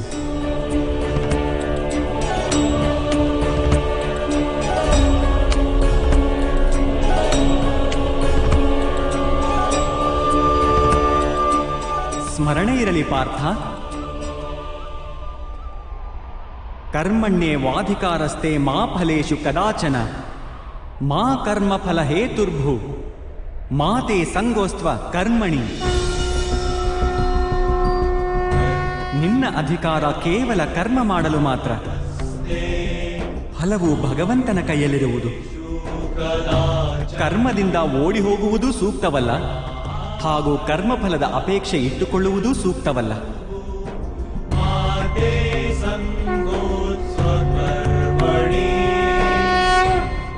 ಅಂದರೆ ಫಲವನ್ನು ತ್ಯಜಿಸಬೇಕು, ಆದರೆ ಕರ್ಮವನ್ನು ತ್ಯಜಿಸಬಾರದು. ಅಂತಹ ಕರ್ಮಯೋಗಿಯನ್ನು ಗುರುತಿಸುವುದು ಹೇಗೆ ಮಾಧವ? ವಿಷಯ ವಿನಿವರ್ತಂತೆ ನಿರಹಾರಸ್ಯ ದೇಹಿನಃ ರಸವರ್ಜಂ ರಸೋಪ್ಯಸ್ಯ ಪರಂ ದೃಷ್ಟ್ಯಾ ನಿವರ್ತತೆ. ಹೌದು ಪಾರ್ಥ, ಯಾರು ಸ್ವಾರ್ಥದಿಂದ ಬಿಡಿಸಿಕೊಳ್ಳಲು ಭೋಜನವನ್ನೇ ತ್ಯಜಿಸಿಬಿಡುತ್ತಾರೋ ಅವರ ಮನಸ್ಸಿನಿಂದ ಸ್ವಾರ್ಥದ ಆಸೆ ಎಂದೂ ಹೋಗುವುದೇ ಇಲ್ಲ. ಅವರಿಗೆ ಉಭಯ ಹಾನಿ ಆಗುತ್ತದೆ. ಒಂದು, ಅವರು ದುರ್ಬಲರಾಗುತ್ತಾರೆ. ಪರಮಾತ್ಮನನ್ನು ಪ್ರಾಪ್ತಿ ಮಾಡಿಕೊಳ್ಳಲು ಯಾವ ಪ್ರಯತ್ನ ಅನಿವಾರ್ಯವೋ ಅದನ್ನು ಅವರು ಮಾಡಲಾಗುವುದಿಲ್ಲ. ಎರಡನೆಯದು, ಎಂದಿಗೂ ಅವನ ಮನಸ್ಸು ಸ್ವಾರ್ಥದ ದುರಾಸೆಯಿಂದ ತುಂಬಿಕೊಂಡಿರುತ್ತದೆ. ಭೋಜನವನ್ನು ತ್ಯಜಿಸುವುದಕ್ಕಿಂತ ಉತ್ತಮವಾದದ್ದು ಸ್ವಾರ್ಥವೆಂಬ ದುರಾಸೆಯನ್ನೇ ತ್ಯಜಿಸುವುದಾಗಿದೆ. ಕರ್ಮಯೋಗಿ ತನ್ನ ಮನಸ್ಸಿನ ಎಲ್ಲ ದುರಾಸೆಗಳನ್ನು ಸೆಳೆದುಕೊಂಡು ಬಿಡುತ್ತಾನೆ. ಜೀವನವನ್ನು ಕರ್ತವ್ಯವೆಂದು ತಿಳಿದು ಕಾರ್ಯವನ್ನು ಮಾಡುತ್ತಾನೆ. ಕಾರ್ಯಗಳೊಂದಿಗೆ ಬಂಧನಕ್ಕೊಳಗಾಗುವುದಿಲ್ಲ. ಹಾಗೂ ಪಾರ್ಥ, ಯಾವ ವ್ಯಕ್ತಿ ಕಾರ್ಯಗಳಿಂದ ಆಸೆ ಅಪೇಕ್ಷೆಗಳನ್ನು ಇಟ್ಟುಕೊಳ್ಳುವುದಿಲ್ಲವೋ ಅಂಥವರ ಕಾರ್ಯವೇ ಪೂರ್ಣವಾಗುವುದು. ಒಂದು ಅಸಫಲತೆಯಿಂದ ದುಃಖಗೊಂಡ ಯಾರ ಮನಸ್ಸು ಓಲಾಡುವುದಿಲ್ಲವೋ, ಒಂದು ಸಫಲತೆಯಿಂದ ಆನಂದದಿಂದ ಯಾರು ತನ್ನನ್ನು ತಾನು ಸರ್ವಶ್ರೇಷ್ಠ ಎಂದುಕೊಳ್ಳುವುದಿಲ್ಲವೋ ಅಂತಹ ವ್ಯಕ್ತಿಯನ್ನೇ ಕರ್ಮಯೋಗಿ ಎನ್ನುವುದು. ಅಂತಹ ವ್ಯಕ್ತಿ ಜೀವನದಲ್ಲಿ ಮತ್ತೆ ಮತ್ತೆ ಸಫಲನಾಗುತ್ತಾನೆ.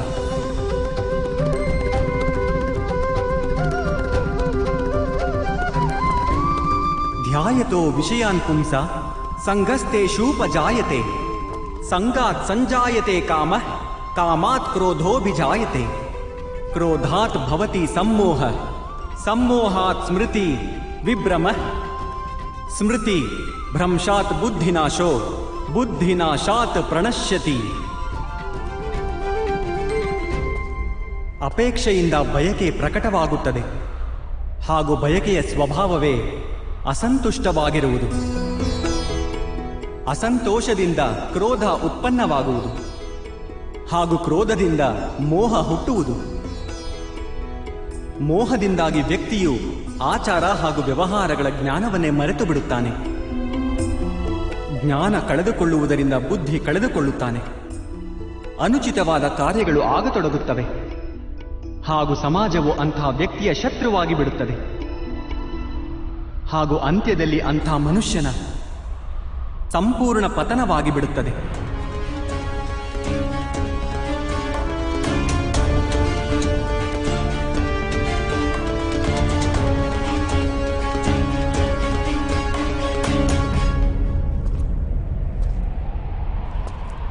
ಹೇಗೆ ಭ್ರಾತ ದುರ್ಯೋಧನನಿಗೆ ಅವನ ಸೇನಾಧಿಪತಿ ಮಹಾಮಹಿಮರೇ ಅವನ ಶತ್ರುವಾಗಿದ್ದರೂ ನಿನಗೆ ವಿಜಯದ ಆಶೀರ್ವಾದ ನೀಡಿದ ಹಾಗೆ,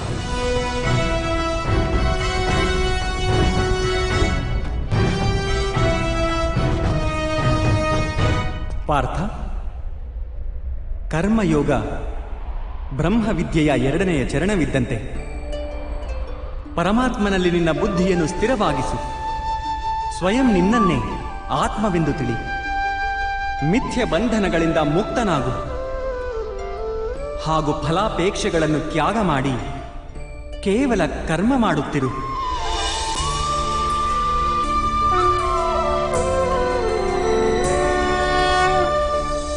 ನನ್ನ ಬುದ್ಧಿಯನ್ನು ಪರಮಾತ್ಮನಲ್ಲಿ ಸ್ಥಿರಗೊಳಿಸಿ ಕರ್ಮಯೋಗಿ ಆಗುವುದಕ್ಕೆ ಯಾವ ಮಾರ್ಗವಿದೆ ಮಾಧವ?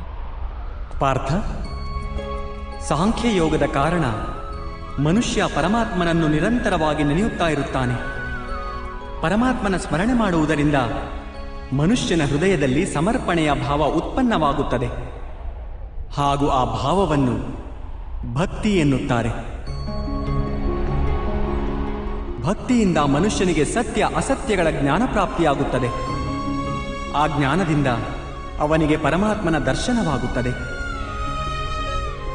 ಹಾಗೂ ಯಾರಿಗೆ ಪರಮಾತ್ಮನ ದರ್ಶನವಾಗುವುದೋ ಅವನೇ ವಾಸ್ತವವಾಗಿ ಕರ್ಮಯೋಗಿಯಾಗುತ್ತಾನೆ. ಹಾಗೂ ಜನ್ಮದ ಚಕ್ರದಿಂದ ಹೊರಬಂದು ಮೋಕ್ಷವನ್ನು ಪಡೆಯುತ್ತಾನೆ. ಎಲ್ಲ ಆತ್ಮಗಳ ಅಂತಿಮ ಗುರಿಯೂ ಅದೇ ಆಗಿರುತ್ತದೆ. ಹಾಗೂ ಧರ್ಮದ ಅಂತಿಮ ಚರಣವೂ ಅದೇ ಆಗಿದೆ. ಆದರೆ ನಾನು ಪರಮಾತ್ಮನ ದರ್ಶನವಿಲ್ಲದೆ ಸಮರ್ಪಣೆಯನ್ನು ಹೇಗೆ ಮಾಡಿಕೊಳ್ಳಬಹುದು ಮಾಧವ? ಪರಮಾತ್ಮನ ದರ್ಶನ ಮಾಡಬೇಕಾದರೆ ನಿನ್ನ ಕಣ್ಣುಗಳಿಗೆ ಕಟ್ಟಿದ ಆಸೆ, ಅಹಂಕಾರ, ಕ್ರೋಧ ಹಾಗೂ ಪೂರ್ವಾಗ್ರಹದ ಪಟ್ಟಿಯನ್ನು ತೊಲಗಿಸಬೇಕಾಗುತ್ತದೆ. ಅಂಧಕಾರ ತುಂಬಿದ ಕಕ್ಷೆಯಲ್ಲಿ ಕುಳಿತ ಮನುಷ್ಯ ಸೂರ್ಯ ದರ್ಶನ ಮಾಡುವುದಿದೆ ಎಂದರೆ ಅವನಿಗೆ ಏನು ಹೇಳುವೆ? ಇದನ್ನೇ ಹೇಳುವೆ ಅಲ್ಲವೇ? ಕಕ್ಷದಿಂದ ಹೊರಬಂದು ಆಕಾಶದ ಕೆಳಗೆ ನಿಲ್ಲುವಂತಹವನಾಗು. ಸೂರ್ಯ ಎಂದೆಂದಿಗೂ ಉಪಸ್ಥಿತನಿರುವನು. ಹಾಗೆಯೇ ಪಾರ್ಥ, ಈ ಸೃಷ್ಟಿಯೇ ಪರಮಾತ್ಮನು, ಪರಮಾತ್ಮನೇ ಎಲ್ಲವೂ. ಪರಮಾತ್ಮನ ಹೊರತಾಗಿ ಏನೂ ಇಲ್ಲ. ಯಾರು ತನ್ನ ಆತ್ಮದ ದರ್ಶನ ಮಾಡುತ್ತಾನೋ ಅವನು ಪರಮಾತ್ಮನ ದರ್ಶನ ಮಾಡುತ್ತಾನೆ. ಹೇಗೆ ಉಪ್ಪಿನ ಒಂದು ಕಣದ ಸ್ವಾದವು ಸಮಗ್ರ ಸಾಗರದ ಸ್ವಾದದಿಂದ ಭಿನ್ನವಾಗಿರುವುದಿಲ್ಲವೋ ಹಾಗೆಯೇ ನಮ್ಮ ಆತ್ಮದ ದರ್ಶನವು ಪರಮಾತ್ಮನ ದರ್ಶನದಿಂದ ಭಿನ್ನವಾಗುವುದಿಲ್ಲ.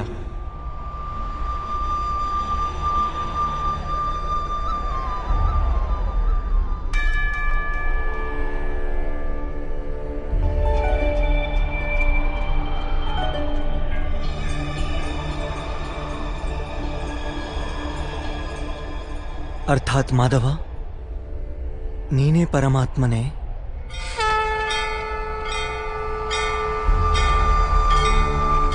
ಹೌದು ಪಾರ್ಥ, ನಾನು ಪರಮಾತ್ಮನು.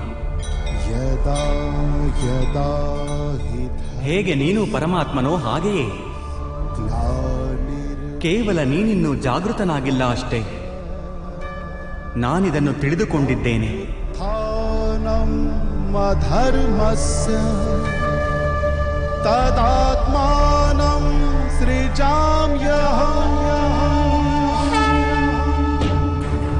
ಹಾಗಾದರೆ ಮಾಧವ, ನಿಮ್ಮ ಮೇಲಿನ ಸಮರ್ಪಣೆಯು ದೇವರ ಮೇಲಿನ ಸಮರ್ಪಣೆ ಯಾಕಾಗುವುದಿಲ್ಲ? ಅವಶ್ಯವಾಗಿ ನನ್ನ ಮೇಲಿನ ಸಮರ್ಪಣೆಯೇ ಪರಮಾತ್ಮನ ಮೇಲಿನ ಸಮರ್ಪಣೆ. ಸರ್ವಧರ್ಮಾನ್ ಪರಿತ್ಯಜ್ಯ ಮಾಮೇಕ ಶರಣಂ ವ್ರಜ. ಇಡೀ ಜಗತ್ತನ್ನೇ ತ್ಯಜಿಸಿ ನನ್ನಲ್ಲಿ ಶರಣಾಗು ಪಾರ್ಥ. ಯದಾ ಯದಾ ಹಿ ಧರ್ಮಸ್ಯ ನಾನೇ ಜಗತ್ತು, ನಾನೇ ಜಗತ್ತಿನ ಪ್ರತಿ ಕಣವು, ನಾನೇ ಸೂರ್ಯನು ಹಾಗೂ ನಾನೇ ಚಂದ್ರನು, ನಾನೇ ನಕ್ಷತ್ರವು ಹಾಗೂ ನಾನೇ ಎಲ್ಲಾ ಗ್ರಹಗಳು. ನಾನು ಸೂರ್ಯನಿಗಿಂತ ಹೆಚ್ಚು ಪುರಾತನನು, ಯಾವುದೇ ವೃಕ್ಷದಲ್ಲಿ ಅರಳಿದ ಮೊಗ್ಗಿಗಿಂತ ನವೀನನು. ನಾನೇ ಎಲ್ಲ ಮನುಷ್ಯರು, ನಾನೇ ಸ್ವರ್ಗ ಹಾಗೂ ನರಕಗಳನ್ನು ಹಿಡಿದಿಟ್ಟುಕೊಂಡಿರುವ ಶಕ್ತಿಯು, ನಾನೇ ದುರ್ಯೋಧನನು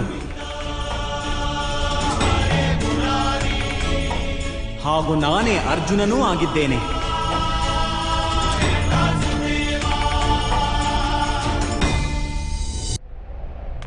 ಅದು ಹೇಗೆ ಸಂಭವ ಮಾಧವ? ನಿಮ್ಮ ಜನ್ಮವನ್ನು ಬಹಳರು ತಮ್ಮ ಜೀವನ ಕಾಲದಲ್ಲಿಯೇ ನೋಡಿದ್ದಾರೆ. ನಿಮ್ಮ ಮಾತೆ ಈಗಲೂ ಜೀವಿತವಾಗಿದ್ದಾರೆ. ಯಾರ ಗರ್ಭದಿಂದ ನೀವು ಜನ್ಮ ಪಡೆದಿರುವಿರೋ, ನೀವು ಪುರಾತನ ಹಾಗೂ ಅವಿನಾಶಿ ಹೇಗಾಗಲು ಸಾಧ್ಯ? ನೀನು ಶರೀರವನ್ನು ನೋಡುತ್ತಿರುವೆ ಹಾಗೂ ನಾನು ಆತ್ಮದ ಬಗ್ಗೆ ಹೇಳುತ್ತಿರುವೆ. ನಾನು ಅನೇಕ ಜನ್ಮವೆತ್ತಿರುವೆ ಪಾರ್ಥ. ನಾನು ಅನೇಕ ಅವತಾರಗಳನ್ನು ಧರಿಸಿದ್ದೇನೆ, ಅನೇಕ ಶರೀರಗಳಾಗಿರುವೆ. ನಾನು ಇದೇ ಮಣ್ಣಿನಲ್ಲಿ ಸೇರಿರುವೆ.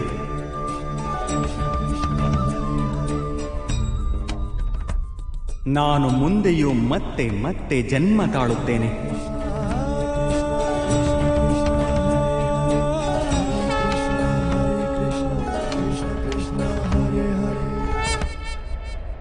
ಯದಾ ಯದಾ ಹಿ ಧರ್ಮಸ್ಯ ಗ್ಲಾನಿರ್ಭವತಿ ಭಾರತ ಅಭ್ಯುತ್ಥಾನಮಧರ್ಮಸ್ಯ ತದಾತ್ಮಾನಂ ಸೃಜಾಮ್ಯಹಂ. ಪರಿತ್ರಾಣಾಯ ಸಾಧೂನಾಂ ವಿನಾಶಾಯ ಚ ದುಷ್ಕೃತಾಂ ಧರ್ಮ ಸಂಸ್ಥಾಪನಾರ್ಥಾಯ ಸಂಭವಾಮಿ ಯುಗೆ ಯುಗೆ.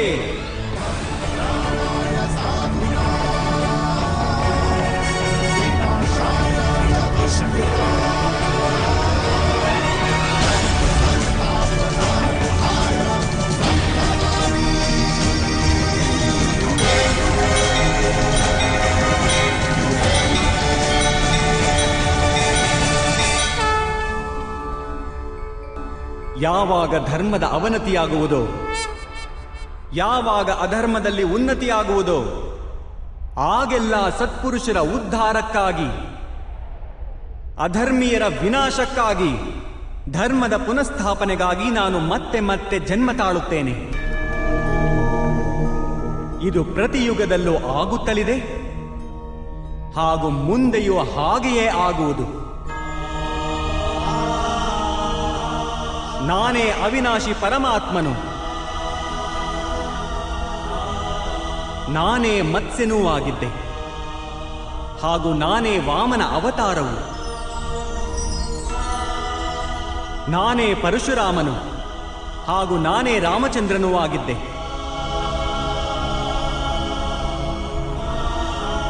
ನಾನೇ ಬ್ರಹ್ಮ, ವಿಷ್ಣು ಹಾಗೂ ಮಹೇಶ್ವರನು ಹಾಗೂ ನಾನೇ ಸರಸ್ವತಿ, ಕಾಳಿ ಹಾಗೂ ಲಕ್ಷ್ಮಿಯೂ ಕೂಡ.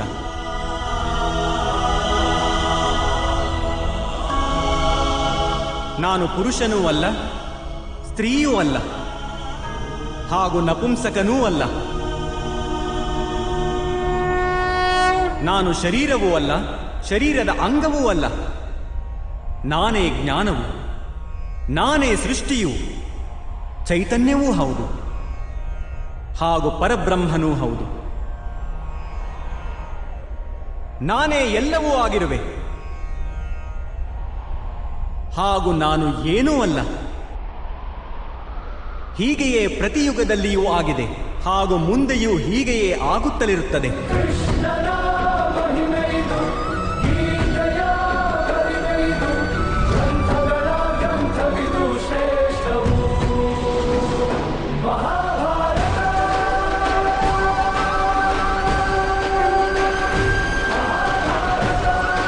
ಯಾವಾಗ ಆತ್ಮಜ್ಞಾನವನ್ನು ಪ್ರಾಪ್ತಿ ಮಾಡಿಕೊಳ್ಳುವಿಯೋ ಸ್ವಯಂ ನೀನು ನಿನ್ನೊಂದಿಗೆ ಇರುವುದು ತಿಳಿಯುವುದು. ಆಗ ನೀನು ನನ್ನ ಹಾಗೆಯೇ ನಿನ್ನನ್ನೇ ಪರಮಾತ್ಮನ ರೂಪದಲ್ಲಿಯೇ ಕಾಣುವೆ. ಆದರೆ ಆ ಪಟ್ಟವನ್ನು ಪ್ರಾಪ್ತಿ ಮಾಡಿಕೊಳ್ಳಲು ನನ್ನ ಮೇಲಿನ ಸಂಪೂರ್ಣ ಸಮರ್ಪಣೆ ಅನಿವಾರ್ಯವಾಗಿದೆ. ಸಮರ್ಪಣೆ ಎಂದರೇನು ಮಾಧವ? ಸಮರ್ಪಣೆ ಮನಸ್ಸಿನ ಅಂಥ ಸ್ಥಿತಿಯ ಹೆಸರು. ಯಾವಾಗ ಮನುಷ್ಯ ತನ್ನೆಲ್ಲ ಸಂಕಲ್ಪಗಳನ್ನು ತ್ಯಜಿಸುತ್ತಾನೋ, ತನಗಾಗಿ ಯಾವುದೇ ಪ್ರಕಾರದ ನಿರ್ಣಯ ಅಥವಾ ಪ್ರತಿಜ್ಞೆಯನ್ನು ಮಾಡುವುದಿಲ್ಲ, ಯಾವ ಪ್ರಕಾರದ ಕಾರ್ಯವನ್ನು ಅವನಿಗೆ ಕೊಡಲಾಗುವುದೋ ಅದೇ ಪ್ರಕಾರದ ಕಾರ್ಯವನ್ನು ಮಾಡುತ್ತಾನೆ. ವಾಸ್ತವವಾಗಿ ಸಮರ್ಪಣೆಯ ಅರ್ಥವೇನೆಂದರೆ ತನ್ನನ್ನು ತಾನೇ, ತನ್ನ ಮನಸ್ಸನ್ನು, ಬುದ್ಧಿಯನ್ನು, ಜ್ಞಾನವನ್ನು, ಇಚ್ಛೆಯನ್ನು, ಆಶಯವನ್ನು ಹಾಗೂ ಭಾವನೆಯನ್ನು, ತನ್ನ ಸರ್ವಸ್ವವನ್ನು ಯಾರಿಗೋ ಅರ್ಪಣೆ ಮಾಡುವುದಾಗಿದೆ. ಹಾಗೂ ಅಂಥ ಸಮರ್ಪಣೆಯನ್ನು ಭಕ್ತಿ ಎನ್ನುತ್ತಾರೆ.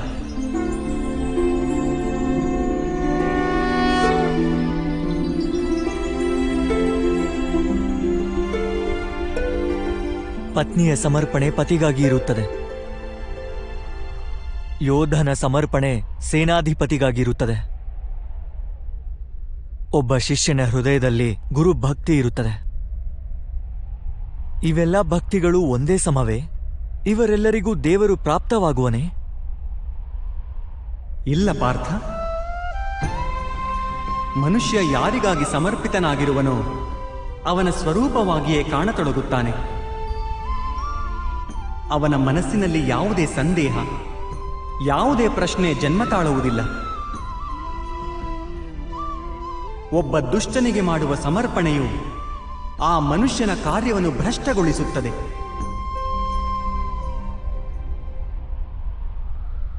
ಅಂಗರಾಜಕರ್ಣನು ಧರ್ಮವನ್ನು ತಿಳಿದಿದ್ದರೂ ಕೂಡ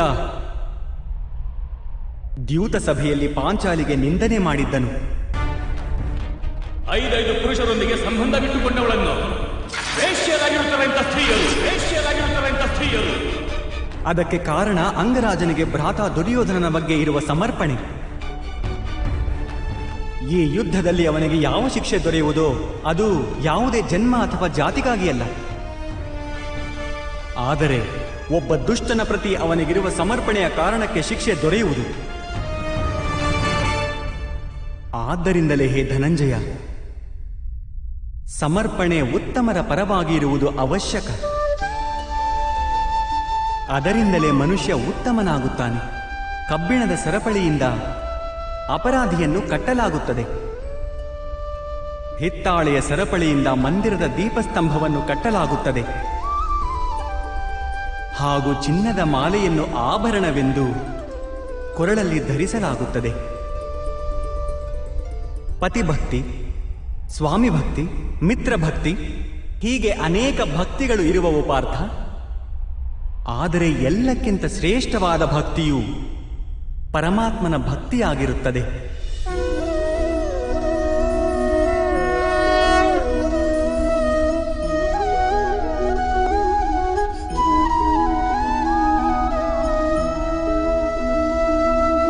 ಪರಮಾತ್ಮನ ಭಕ್ತಿಗೆ ಸಾಂಖ್ಯ ಅಥವಾ ಕರ್ಮಯೋಗದೊಂದಿಗೆ ಏನು ಸಂಬಂಧವಿದೆ? ಸಾಂಖ್ಯ ಯೋಗದಿಂದ ಮನುಷ್ಯ ತನ್ನನ್ನು ಆತ್ಮಸ್ವರೂಪಿಯಾಗಿ ತಿಳಿದುಕೊಳ್ಳುತ್ತಾನೆ. ಕರ್ಮಯೋಗದಿಂದ ಅವನು ಜೀವನದ ಬಂಧನದಿಂದ ಕಳಚಿಕೊಳ್ಳುತ್ತಾನೆ. ಹಾಗೆಯೂ ಭಕ್ತಿಯ ಕಾರಣದಿಂದ ಮನುಷ್ಯನಿಗೆ ಪರಮಾತ್ಮನ ವಾಸ್ತವಿಕ ರೂಪದ ಜ್ಞಾನ ದೊರೆಯುತ್ತದೆ. ಪರಮಾತ್ಮನ ಜ್ಞಾನದಿಂದ ಮನುಷ್ಯನು ಜನ್ಮ ಮರಣದ ಚಕ್ರಗಳಿಂದ ಕಳಚಿಕೊಂಡು ಸಚ್ಚಿದಾನಂದ ಸ್ವರೂಪವನ್ನು ಪ್ರಾಪ್ತಿ ಹೊಂದುತ್ತಾನೆ. ಪರಮಾತ್ಮನಲ್ಲಿ ಒಂದಾಗಿ ಸ್ವಯಂ ಪರಮಾತ್ಮನಾಗುತ್ತಾನೆ. ಹೇಗೆ ನೀರಿನ ಚಿಕ್ಕ ಹನಿಯೂ ಕೂಡ ಸಾಗರವನ್ನು ಸೇರಿದಾಗ ಸ್ವಯಂ ಸಾಗರವೇ ಆಗುವುದೋ ಹಾಗೆ. ಅರ್ಥಾತ್ ಈ ಶರೀರಕ್ಕೆ ಯಾವುದೇ ಮಹತ್ವವೇ ಇಲ್ಲವೇ ಮಾಧವ? ಅವಶ್ಯವಾಗಿ ಮಹತ್ವವಿದೆ ಪಾರ್ಥ. ಶರೀರದ ಮಾಧ್ಯಮದಿಂದಲೇ ಮನುಷ್ಯನಿಗೆ ಪರಮಾತ್ಮನ ಸಾಕ್ಷಾತ್ಕಾರವಾಗುತ್ತದೆ. ಮೃತ್ಯು ಹಾಗೂ ಹೊಸ ಜನ್ಮದ ಮಧ್ಯದ ಸಮಯದಲ್ಲಿ ಆತ್ಮಜ್ಞಾನದಲ್ಲಿ ವೃದ್ಧಿಯಾಗಲಾರದು. ಈ ಜನ್ಮದಲ್ಲಿ ದೊರೆತ ಅನುಭವ, ಜ್ಞಾನ, ಚಿಂತನೆ ಹಾಗೂ ಅಭ್ಯಾಸವನ್ನು ತೆಗೆದುಕೊಂಡೇ ಆತ್ಮವು ಹೊಸ ಶರೀರವನ್ನು ಪಡೆಯುತ್ತದೆ. ಆತ್ಮದ ಪ್ರಗತಿ ಹಾಗೂ ಅಧೋಗತಿ ಶರೀರದಲ್ಲಿದ್ದರೆ ಮಾತ್ರ ಸಂಭವವಾಗುವುದು.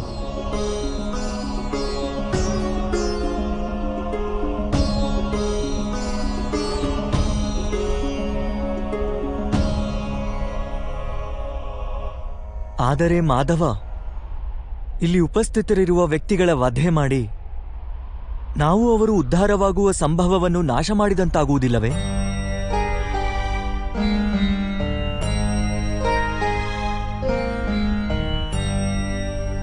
ನಿನ್ನ ಶತ್ರುಗಳು ಧರ್ಮದ ಮಿತಿಯನ್ನು ಮೀರಿಬಿಟ್ಟಿರುವರು ಪಾರ್ಥ.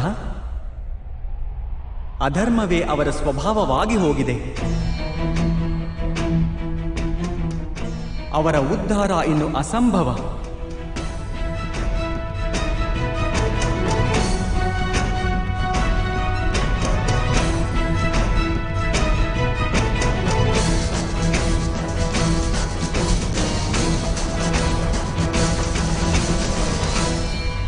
ಅಪರಾಧಿಗೆ ಒಂದು ಮಿತಿಯವರೆಗೆ ಮಾತ್ರ ಉದ್ಧಾರದ ಅವಕಾಶವನ್ನು ಕೊಡಬಹುದು. ನಾನು ಶಿಶುಪಾಲನ 99 ಅಪರಾಧಗಳನ್ನು ಕ್ಷಮಿಸಿದ್ದೆ. ಆದರೆ 100 ಅಪರಾಧಗಳ ನಂತರ ಅವನಿಗೆ ಶಿಕ್ಷೆ ಕೊಡುವುದು ಅವಶ್ಯವಾಗಿತ್ತು.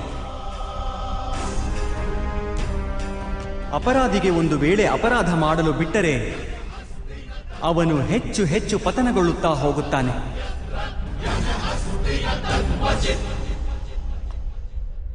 ಅವನು ಅಧರ್ಮ ಮಾಡದಂತೆ ತಡೆಯುವುದರಲ್ಲಿಯೇ ಕರುಣೆ ಇದೆ ಪಾರ್ಥ. ಈ ಆತ್ಮಗಳು ಸಾಯುವುದಿಲ್ಲ. ಅಧರ್ಮದಿಂದ ಭ್ರಷ್ಟವಾದ ಈ ಶರೀರವನ್ನು ತ್ಯಜಿಸಿ ಹೊಸ ಶರೀರವನ್ನು ಪಡೆದುಕೊಳ್ಳುತ್ತವೆ. ಹಾಗೂ ಆ ಶರೀರದಲ್ಲಿ ಅವರ ಪ್ರಗತಿಯ ಸಾಧ್ಯತೆ ಹೆಚ್ಚಾಗಿರುವುದು. ಈ ಚಿಂತನೆಯಿಂದ ನೀನು ಯುದ್ಧ ಮಾಡಿದರೆ ಅದೇ ಯೋಗ್ಯವಾದುದು. ಮನುಷ್ಯನ ಶರೀರ ಅವನ ಸಂಪತ್ತೂ ಹೌದು ಹಾಗೂ ಮಿತಿಯೂ ಹೌದು.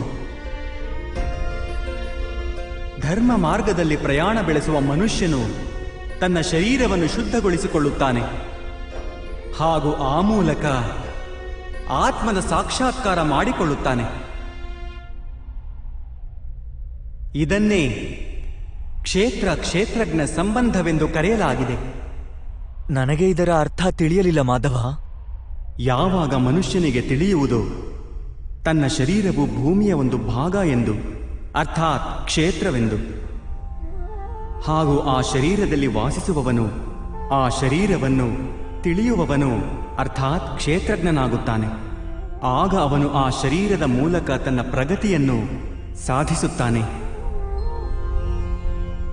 ಆತ್ಮವು ಶರೀರದಲ್ಲಿದ್ದುಕೊಂಡು 3 ಗುಣಗಳ ಸಮತೋಲನ ಮಾಡುತ್ತದೆ. ತಮಸ್ಸನ್ನು ಕಡಿಮೆ ಮಾಡಿ ಸತ್ವವನ್ನು ಹೆಚ್ಚಿಸಿಕೊಳ್ಳುವ ಉಪಾಯ ಹುಡುಕುತ್ತದೆ. ಹಾಗೂ ಭಗವಂತನ ಭಕ್ತಿಯ ಮೂಲಕ ಆ ಪರಮಾತ್ಮನೊಂದಿಗೆ ಐಕ್ಯವಾಗುತ್ತದೆ. ಇದನ್ನು ಹೇಗೆ ಮಾಡಲಾಗುವುದು ಮಾಧವ? ಸಮರ್ಪಣೆಯೇ ಭಕ್ತಿ ಅಲ್ಲವೇ? ಅಲ್ಲ ಪಾರ್ಥ, ಸಮರ್ಪಣೆಯು ಭಕ್ತಿಯ ಪ್ರಥಮ ಚರಣವಷ್ಟೇ. ವಾಸ್ತವದಲ್ಲಿ ಭಕ್ತಿ ಯಾವುದೇ ಕಾರ್ಯದ ಹೆಸರಲ್ಲ, ಅದು ಕೇವಲ ಮನಸ್ಥಿತಿಯ ಹೆಸರು ಮಾತ್ರ. ಅವಶ್ಯವಾಗಿ ಮನುಷ್ಯನು ಜಪ, ತಪ, ಯಜ್ಞ, ಯಾಗ, ಯಮ, ನಿಯಮ, ಯೋಗ ಹಾಗೂ ಸ್ವಯಂ ಅಧ್ಯಯನದ ಮೂಲಕ ಅಂತರಂಗವನ್ನು ಶುದ್ಧಿಗೊಳಿಸಿಕೊಳ್ಳಬೇಕು ಹಾಗೂ ಪರಮಾತ್ಮನ ಪ್ರತಿ ಸಮರ್ಪಿತನಾಗಿರಬೇಕು. ಮನುಷ್ಯ ತನ್ನ ಎಲ್ಲ ಕಾರ್ಯಗಳ ಫಲಗಳು, ತನ್ನ ಜೀವನದ ಪ್ರತಿಯೊಂದು ಉಸಿರನ್ನು ಪರಮಾತ್ಮನಿಗೆ ಸಮರ್ಪಿಸುತ್ತಲಿರಬೇಕು.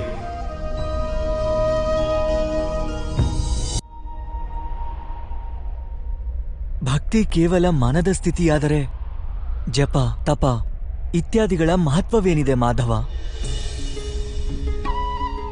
ಹೇಗೆ ಇಂದು ಶುದ್ಧ ಮಾಡಿದ ಪಾತ್ರೆಯು ನಾಳೆ ಮತ್ತೆ ಕೊಳೆಯಾಗುವುದೋ ಹಾಗೆಯೇ ಮನುಷ್ಯನ ಮನಸ್ಸು ಮತ್ತೆ ಮತ್ತೆ ಪರಮಾತ್ಮನಿಂದ ದೂರವಾಗುತ್ತದೆ. ಆದ್ದರಿಂದಲೇ ಅವಶ್ಯವಾಗಿ ಜಪ, ತಪ, ಸ್ವಯಂ ಅಧ್ಯಯನ ಇತ್ಯಾದಿಗಳ ಮೂಲಕ ತನಗೆ ತಾನೇ ಇದನ್ನು ನೆನಪಿಸಿಕೊಳ್ಳುತ್ತಿರಬೇಕು. ತನ್ನ ಜೀವನ ಪರಮಾತ್ಮನಿಗೆ ಸಮರ್ಪಿತವಾಗಿದೆ ಎನ್ನುವುದು. ಯಾವ ತಟದಲ್ಲಿ ಮುಳುಗೇಳಬೇಕೋ ಅದಕ್ಕೆ ಮಹತ್ವವಿಲ್ಲ, ಮಹತ್ವವಿರುವುದು ಮುಳುಗೇಳುವುದಕ್ಕೆ. ಭಕ್ತಿಯೋಗಕ್ಕೆ ಒಂದೇ ಸಾರವಿದೆ ಪಾರ್ಥ. ಮನುಷ್ಯ ತನ್ನ ಜೀವನವನ್ನು ಪರಮಾತ್ಮನಿಗೆ ಅರ್ಪಣೆ ಮಾಡಿ ಪರಮಾತ್ಮನ ಭಕ್ತಿಯಲ್ಲಿರುವುದು ಹಾಗೂ ಸತ್ವಗುಣದಿಂದ ಕೂಡಿದ ಸಂಪತ್ತನ್ನು ಸುರಕ್ಷಿತವಾಗಿ ಇಟ್ಟುಕೊಳ್ಳುವುದು. ಸತ್ವಗುಣ ಸಂಪತ್ತು ಎಂದು ಯಾವುದಕ್ಕೆ ಹೇಳುತ್ತಾರೆ ಮಾಧವ? ಅಹಿಂಸಾ ಸತ್ಯಂ ಕ್ರೋಧ ತ್ಯಾಗ ಶಾಂತಿರ ಪೈಶುನಂ ದಯಾಭೂತೇಶ್ವ ಲೋಲುಪ್ತ್ವಂ ಮಾರ್ದವಂ ಹ್ರೀರ ಚಾಪಲಂ ತೇಜಃ ಕ್ಷಮಾ ಧೃತಿ ಶೌಚಮದ್ರೋಹೋ ನಾತಿಮಾನಿತ ಭವಂತಿ ಸಂಪದಂ ದೈವೀಂ ಅಭಿಜಾತಸ್ಯ ಭಾರತ. ಯಾವುದೇ ಕಾರಣವಿಲ್ಲದೆ ಸ್ವಾರ್ಥಕ್ಕಾಗಿ ಹಿಂಸೆ ಮಾಡುವುದು ಅಧರ್ಮವಾಗುವುದು ಪಾರ್ಥ. ವಾಸ್ತವವಾಗಿ ಅಹಿಂಸೆಯೇ ಪರಮಧರ್ಮ.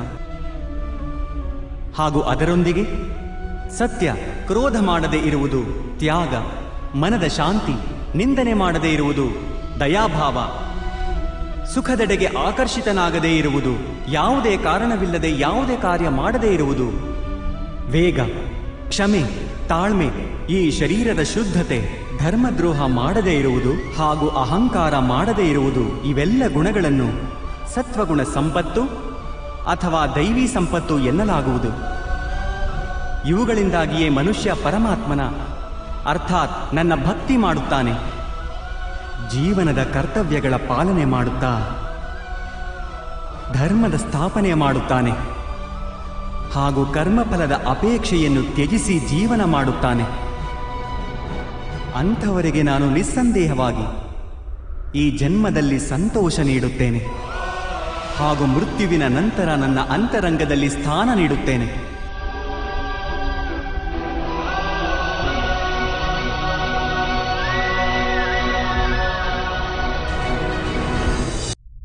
ನಿಮ್ಮ ರೂಪ ಹೇಗಿದೆ ಮಾಧವ? ಸಾಂಖ್ಯ ಯೋಗದ ಮಾಧ್ಯಮದಿಂದ ನಾನು ತಿಳಿದುಕೊಂಡೆ ನಾನು ಒಂದು ಆತ್ಮವೆಂದು, ಅಮರನೆಂದು, ಹಾಗೂ ಈ ನಶ್ವರ ಶರೀರದಲ್ಲಿ ಕೇವಲ ಕೆಲ ಸಮಯದವರೆಗೆ ವಾಸಿಸುವೆ ಎಂದು. ಕರ್ಮಯೋಗದ ಮಾಧ್ಯಮದಿಂದ ನಾನು ತಿಳಿದುಕೊಂಡೆ, ಯಾರು ಫಲದ ಅಪೇಕ್ಷೆಯನ್ನು ತ್ಯಜಿಸಿ ಕೇವಲ ಕರ್ಮ ಮಾಡುತ್ತಾನೋ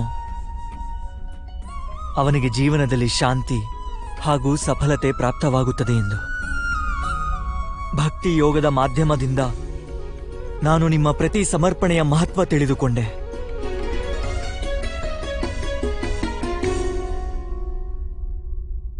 ಆದರೆ ಮಾಧವ, ನೀವು ಹೇಳಿದ್ದಿರಿ, ಇಲ್ಲಿ ಎಲ್ಲೆಲ್ಲೂ ಮನುಷ್ಯನಲ್ಲ ಕೇವಲ ಪರಮಾತ್ಮನಿರುವನೆಂದು.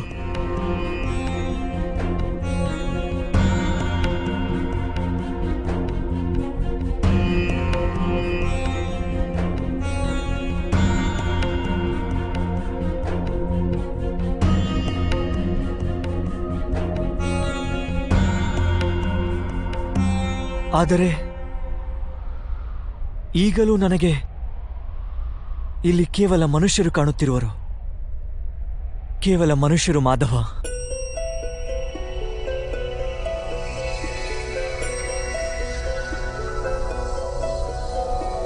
नारायणं नमस्कृत्य नरं चैव नरोत्तमं देवीं सरस्वतीं व्यासं ततो जयम्. ನಾನು ನಿಮ್ಮ ವಾಸ್ತವಿಕ ರೂಪದ ದರ್ಶನ ಮಾಡಬಯಸುತ್ತೇನೆ ಮಾಧವ. ನಿಮ್ಮ ಶಕ್ತಿ, ನಿಮ್ಮ ಜ್ಞಾನ, ವೇಗ ಹಾಗೂ ಐಶ್ವರ್ಯಗಳಿಂದ ಕೂಡಿದ ಪರಮಾತ್ಮನ ಸ್ವರೂಪವನ್ನು ಪ್ರತ್ಯಕ್ಷವಾಗಿ ನೋಡಬಯಸುತ್ತೇನೆ ಮಾಧವ. ನನಗೆ ನಿಮ್ಮ ಅವಿನಾಶಿ ಸ್ವರೂಪದ ದರ್ಶನ ನೀಡಿ ಮಾಧವ. ನನ್ನ ಎಲ್ಲ ಸಂದೇಹಗಳನ್ನು ನಾಶ ಮಾಡಿ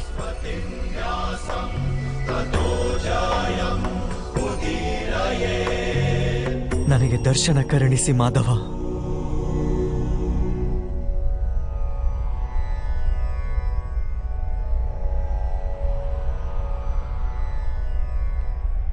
ನೋಡು ಪಾರ್ಥ,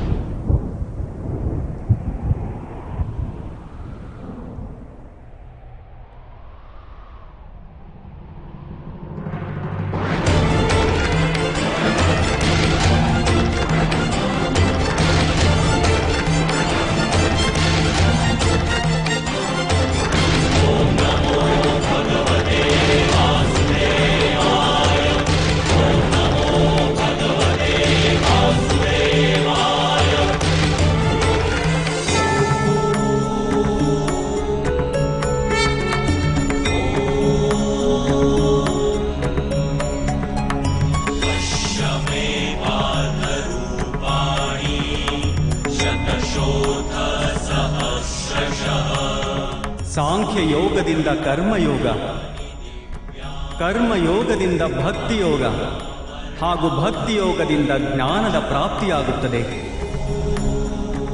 ನನ್ನ ವಿಶ್ವರೂಪ ದರ್ಶನವನ್ನು ಮಾಡುವುದೇ ವಾಸ್ತವಿಕವಾದ ಜ್ಞಾನವು ಅರ್ಜುನ.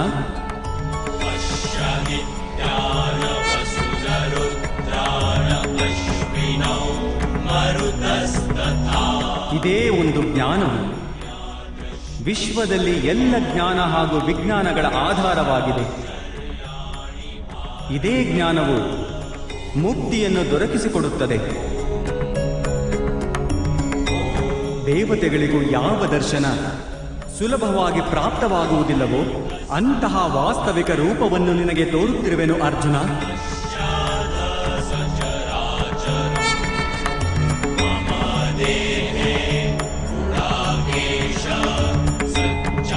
ನಾನೇ ಈ ಪೃಥ್ವಿಯ ಕಣ ಕಣದಲ್ಲೂ ವಾಸವಾಗಿರುವೆ. ಹಾಗೂ ಈ ಪೃಥ್ವಿ, ಸೂರ್ಯ, ಚಂದ್ರ, ನಕ್ಷತ್ರ ಹಾಗೂ ತಾರಾಮಂಡಲಗಳು ನನ್ನೊಳಗೆ ವಾಸ ಮಾಡುತ್ತವೆ.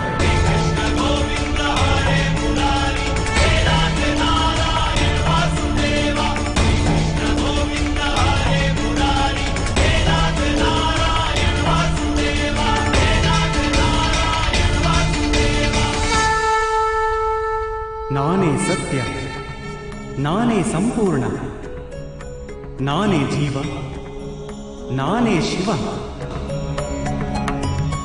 ಅಕ್ಷರದಲ್ಲಿ ಆಕಾರ ನಾನು, ವೇದಗಳಲ್ಲಿ ಸಾಮವೇದ ನಾನು, ದೇವರಲ್ಲಿ ಇಂದ್ರ ನಾನು, ಪ್ರಾಣಿಗಳಲ್ಲಿ ಚೇತನ ನಾನು, ಯಕ್ಷರಲ್ಲಿ ಕುಬೇರ ನಾನು, ರುದ್ರರಲ್ಲಿ ಶಂಕರ ನಾನು,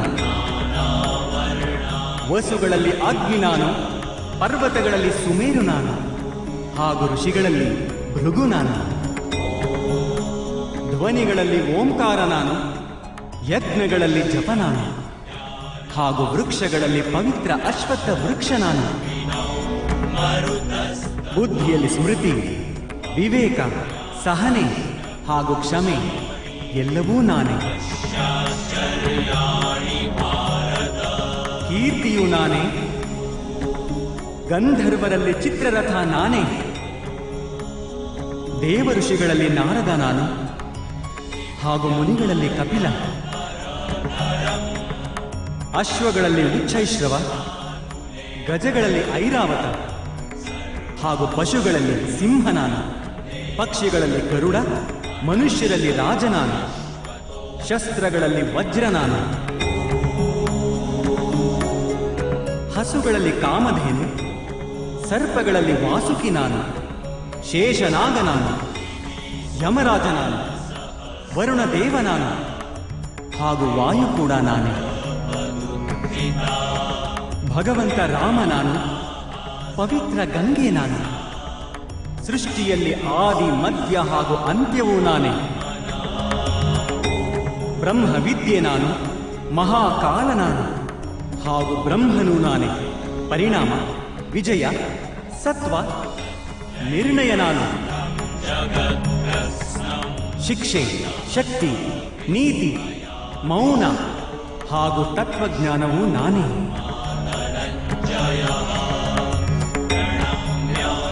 ವಾಸುದೇವ ನಾನು, ಅರ್ಜುನ ನಾನು, ವೇದ ವ್ಯಾಸ ನಾನು. ಅಂಥದ್ದೇನೂ ಇಲ್ಲ ಯಾವುದು ನಾನಲ್ಲವೋ. ಅಂಥ ಯಾವುದೇ ಸ್ಥಳವಿಲ್ಲ ಎಲ್ಲಿ ನಾನಿಲ್ಲವೋ. ನಾನೇ ಸಮಯವೂ ಹೌದು, ನಾನೇ ಜೀವನ ಹಾಗೂ ಮೃತ್ಯುವೂ ಹೌದು ಅರ್ಜುನ. ಇಲ್ಲಿ ಉಪಸ್ಥಿತರಿರುವ ಎಲ್ಲ ಮನುಷ್ಯರ ಮೃತ್ಯುವಾಗಿ ನಿಂತಿರುವೆ ನಾನು.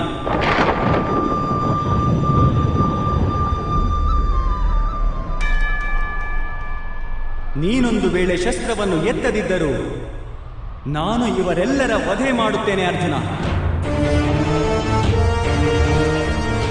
ಹಾಗಾಗಿ ಮೋಹವನ್ನು ತ್ಯಜಿಸು ಹಾಗೂ ನಿನ್ನ ಕರ್ತವ್ಯವನ್ನು ನೋಡು.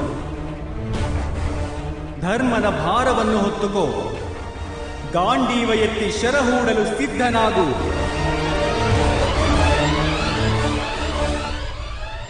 ಯುದ್ಧ ಮಾಡು ಅರ್ಜುನ, ಯುದ್ಧ ಮಾಡು.